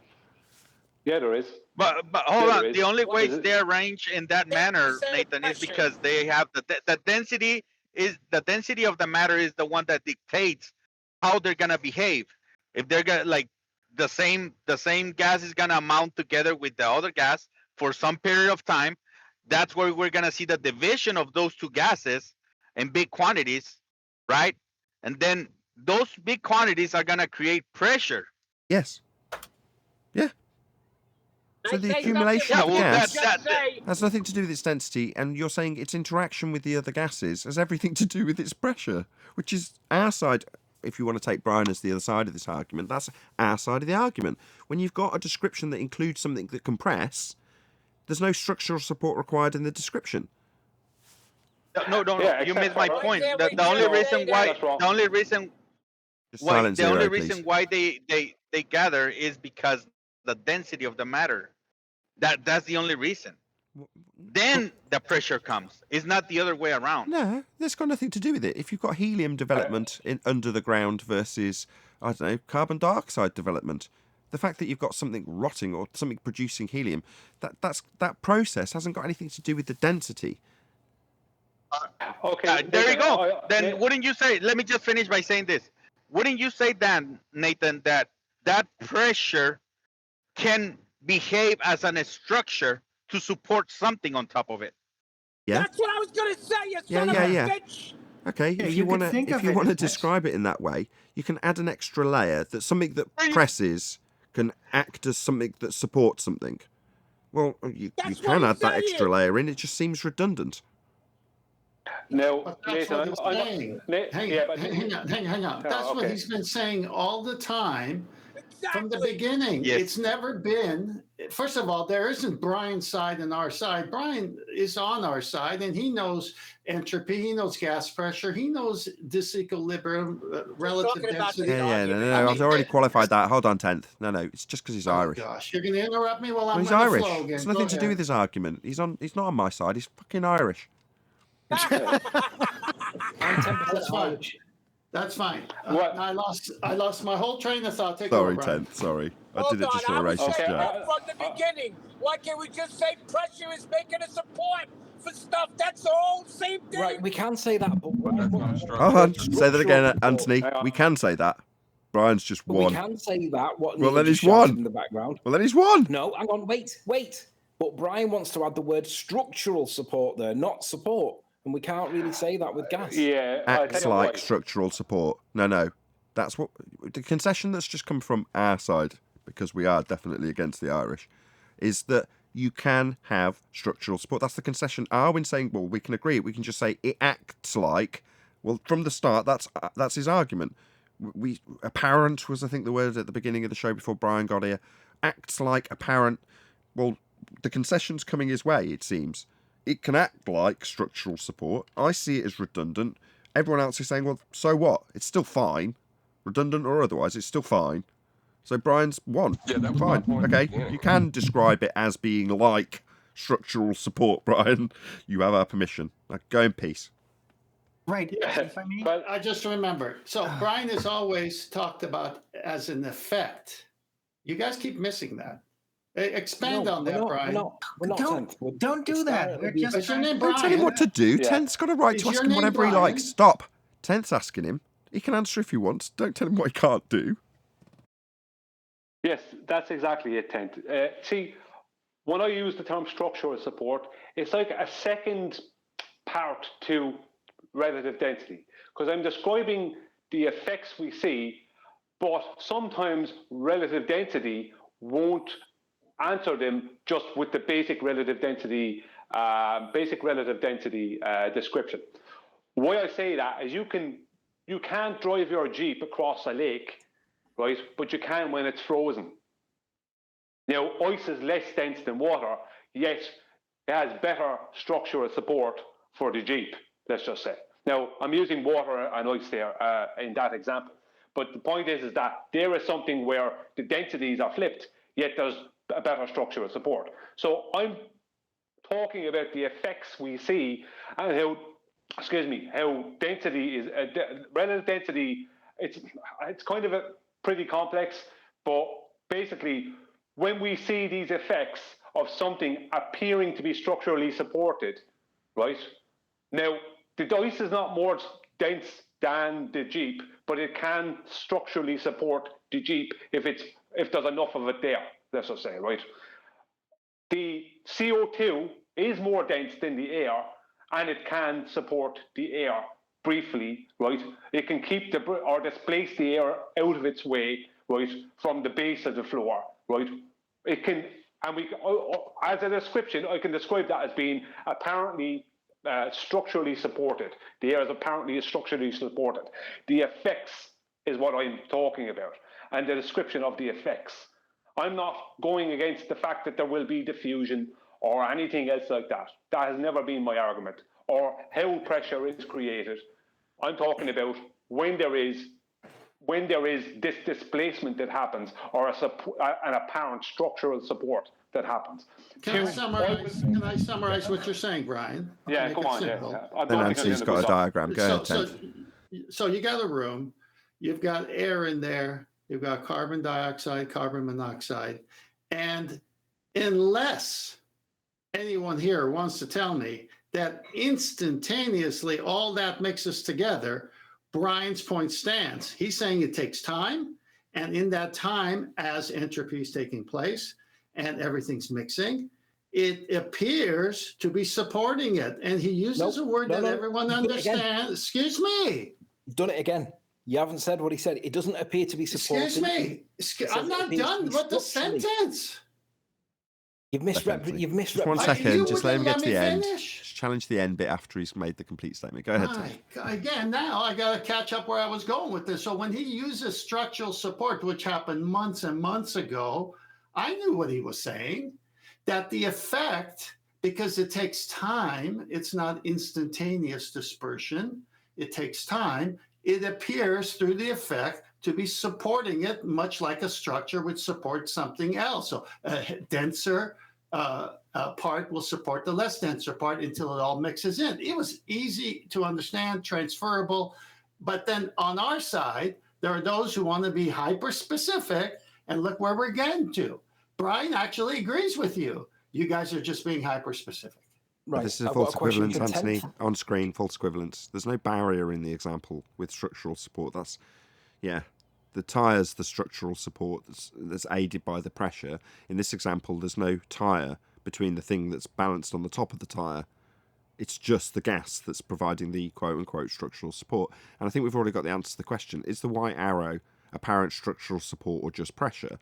Well, in the example without a tyre, it's providing apparent structural support. There's, Brian's words have already been conceded as perfectly acceptable. Now, the pressure, it is pressure that's providing the apparent structural support. No. Yeah, you know why? Please, can I Let me make my point. say something? Nathan's kind of half done it. 15 minutes. No, wait a sec, Arwin. 10th has done it twice now, and he doesn't seem to acknowledge it. He's misrepresented the word that Brian uses. When 10th represented what Brian's saying, he refers to it as support, but he misses off the word structural support. So my question to 10th, not to Brian, my question to 10th is, can you tell me, Brian, can you tell me 10th, is the white arrow presented on screen, is that a structural support or an apparent structural support as per Brian's definition, or is it just pressure? I'm not exactly sure why you're mixing this image, to my understanding all along, of what Brian has been saying. He's saying that there's an effect and it dissipates once entropy has full effect. But while it's in that dissipation mode, there seems to be this gas, which is more dense prior to mixing totally together at the bottom and one at the top and air in between. And when he says it appears to act like structural support, I get it. I'm not taking Brian as saying that it's a structure. He's using it to what? Communicate. Okay. So can I please? I go after Arwin. Question that I asked. Yes, go ahead. Yeah, just let Arwin. Go ahead, Arwin. Right. So look, this is technically a semantics argument and different angle of approach to the entire scenario of what we're dealing with. We are agreeing.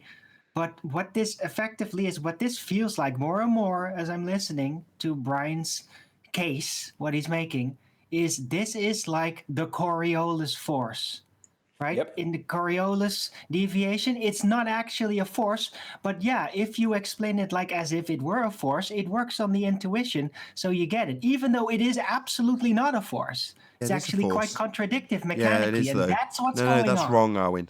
There is actually something. There's something actually forcing the tinfoil up. Right? There is a force involved because there's something forcing it. Yeah. Now, if you want to use resistance, same thing. There's something resisting it, right? Well, the pressure of the gas pressing against the tinfoil, but the structural support, which is being described as being an apparent effect. So what? Let's let it slide. We've spent enough time vetting this Irishman's idea, and I think we should just let him have it. But that is basically what I was saying, Nathan. That is my case. It's just yes, it is actually a force, but there's another cause. But yeah, when you explain it on an intuitive level, saying the word structure, yeah, it might help you get a grasp on it, lending from that mechanism. That's what this is about. Just like the Coriolis force is not actually a force. but you can think of it as such, and that way you can kind of understand the motions and all that in the scenario. That's what this discussion is really about. That difference. I get it. You've conceded, That's why and we yeah, I use the appreciate word it. apparent. I just want Anthony. Anthony's waiting in the wings because Anthony was conceding to Arwin a second ago. Just let Anthony make his final point. Go ahead, Anthony. I just want 10th to acknowledge this bit. You keep missing off the word structural when you're citing what Brian says. No one has an issue with the word support. 10th, do you acknowledge that the white arrow presented on screen, Brian would argue that that appears to be structural support, but I would say there doesn't appear to be any structure there because there's nothing physical there. There's the gap between the tire. What kind of gas do you have in that tire, Anthony? Pink gas. Nitrogen. Okay, introduce blue. Oh, gosh. John, you need to mute up. John, you got loads of background reverb coming through. Go on, Ted. Introduce two different heavier gases and allow prior to allowing for entropy to take place. Then what would happen? The issue is not about the dissolution what would happen rate. if you don't have one type of gas in that tire, but you have three types, like he showed with the carbon monoxide dioxide, and not just introduce it in equal amounts, 3 amounts equaling the 3 gases? What would we see? We would see 3 gases in a tire, pretty much like non-isotropic, like air, non-homogeneous layer. And what would happen if this tire was the room that Brian described before entropy took place? We would see a non-isotropic, non-homogeneous. What would we see as an effect? Would the heavier gas hang on. Would the heavier gas be at the bottom until it dissipated and equalized? No. Yes. It would, Anthony. You're not addressing. I tell you what we wouldn't see. We wouldn't see anything that could be described as structural. Excuse me, that's not what I'm asking you a question. If this was the room, please, if this was the room Brian described, and it's in the shape of a tire even, and you had those 3 gases that he described in heavy amounts equal at the same time, and it took entropy and some time, not instantaneous dispersion, and not even immediate in the sense of instantaneous immediate, but as it mixes, after a while it'll be all together. But in that time that it's not all together, what would we see, Anthony, as an effect? Gas on the bottom. We would see the mixing of the gas. So initially we would see a short-term apparent layering, but not an apparent structural support. Thank you. Okay, so if Brian wants, that's the happy medium here. I've never heard Brian talk about it in the way that you guys are interpreting it, but you just said exactly what Brian's been saying as he describes it. Yeah, but to Brian, that layering is what he's describing as the apparent structural support. It just seems that we all have our own different understanding of what it means to be structural. Yeah, because Anthony, I think that the problem comes in when you say the issue is when he says structural. I'm looking to literally see the cause of what's affecting the boat to appear to float. I mean, but he's not talking about the cause, which is what he said earlier too. And you're like, well, what's the cause? Why can't I see it? Obviously, we don't see something like a structure, but there's nothing wrong with the word structural and the definition. Obviously, we don't see nothing Structure has to be something physical, though.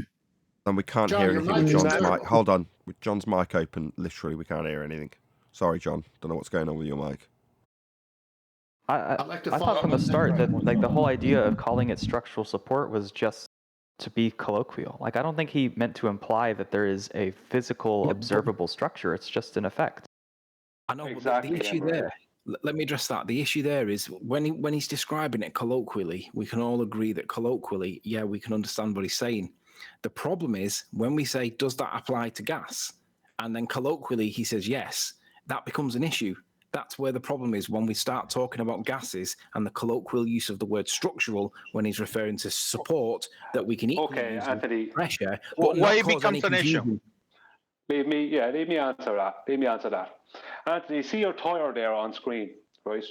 Without a high pressure, without the gas being pumped into that at high pressure, the tire is going to be flat, right?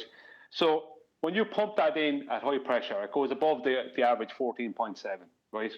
Then what you have in there, right, can be described as an apparent moving structure. If I'm going to get really overboard with it here, an apparent moving structural support, because the tire, the car is being supported on those 4 tires full of air. They're not structurally supported. Hang on, They're not being structurally. There is air. Well, the tires will be flat without the air. Is it structural? So you have air inside. So you're giving the effect of supporting it, an apparent structural support, so that's within a tire. Now, if we go back to the CO2 in a room, right? Then you have a situation where you have a concentration of CO2 that has displaced the air because it's more dense, right? And until it diffuses into the air, right, and it all becomes one, there will be a slight layering. There will be a layering effect, and it's that effect that effect and every single other effect, not just gases but liquids, solids, everything. That effect that I term as, I better say it this way, apparent structural support, that I'm terming as structural support, and that's what I've been talking about. The effect, right? Yeah. And that's what I've been talking about. So, the effect of this. So let me address that. Described. Okay, I want to ask Emma the question in a minute. Go on. So with respect to the tire, is there anybody other than Brian, not Brian, is there anybody other than Brian that would describe the interaction, the effect, the thing that we see with the tire and the hub lifting off the ground? Is there anybody that would describe that as apparent? And I'm going to focus on the word structural. Does anybody think that's got structure to it? Or is it more accurate and obvious to say it's pressure? I would say for pressure. To me, it's like a structure. Not structurally, it is supported by the pressure. And my example in chat is like an airplane in air being supported by the air, not structurally. No, guys. So the pressure only happens. Listen. The point. The pressure only happens. Warrior. The pressure only happens because the molecules of the air are so close together that they're pretty much forming like a structure that creates a pressure. That's what it is. Exactly. At least that's how I imagine when you guys talk about this. But it's not a structure. But it's not a structure. I know it's not. It behaves. Even listen, the way I'm hold on, let him say it. Lauren, hold on. Sorry, go ahead. Sorry. It behaves like what we can think of it like a structure. Yeah, that's what I'm thinking. I'm hearing like it's not that it is in some way forming a structure. It's just that it behaves like one. Like you could jack your car up and have it, supported by something physical. So it's not, or it could be supported by the air. The point is that it looks like it. It's not that it actually has structure, but we can think of it as having structure. With that, I'm going to say a huge, massive, enormous thank you to both Discord and G+ panels for making today's after show possible. Of course, a massive thank you to all of you in either Nathan Oakley 1980 or Nathan Oakley Programming streams. Hopefully smashing the super chat, liking, commenting, sharing, subscribing, hitting the PayPal link, and all that good stuff. Also, below this video, you can get £50 for swapping your UK electricity supplier to Octopus Energy. And this is a particular note if you drive an electric vehicle. I've been Nathan Oakley, and I will see you all in the next video.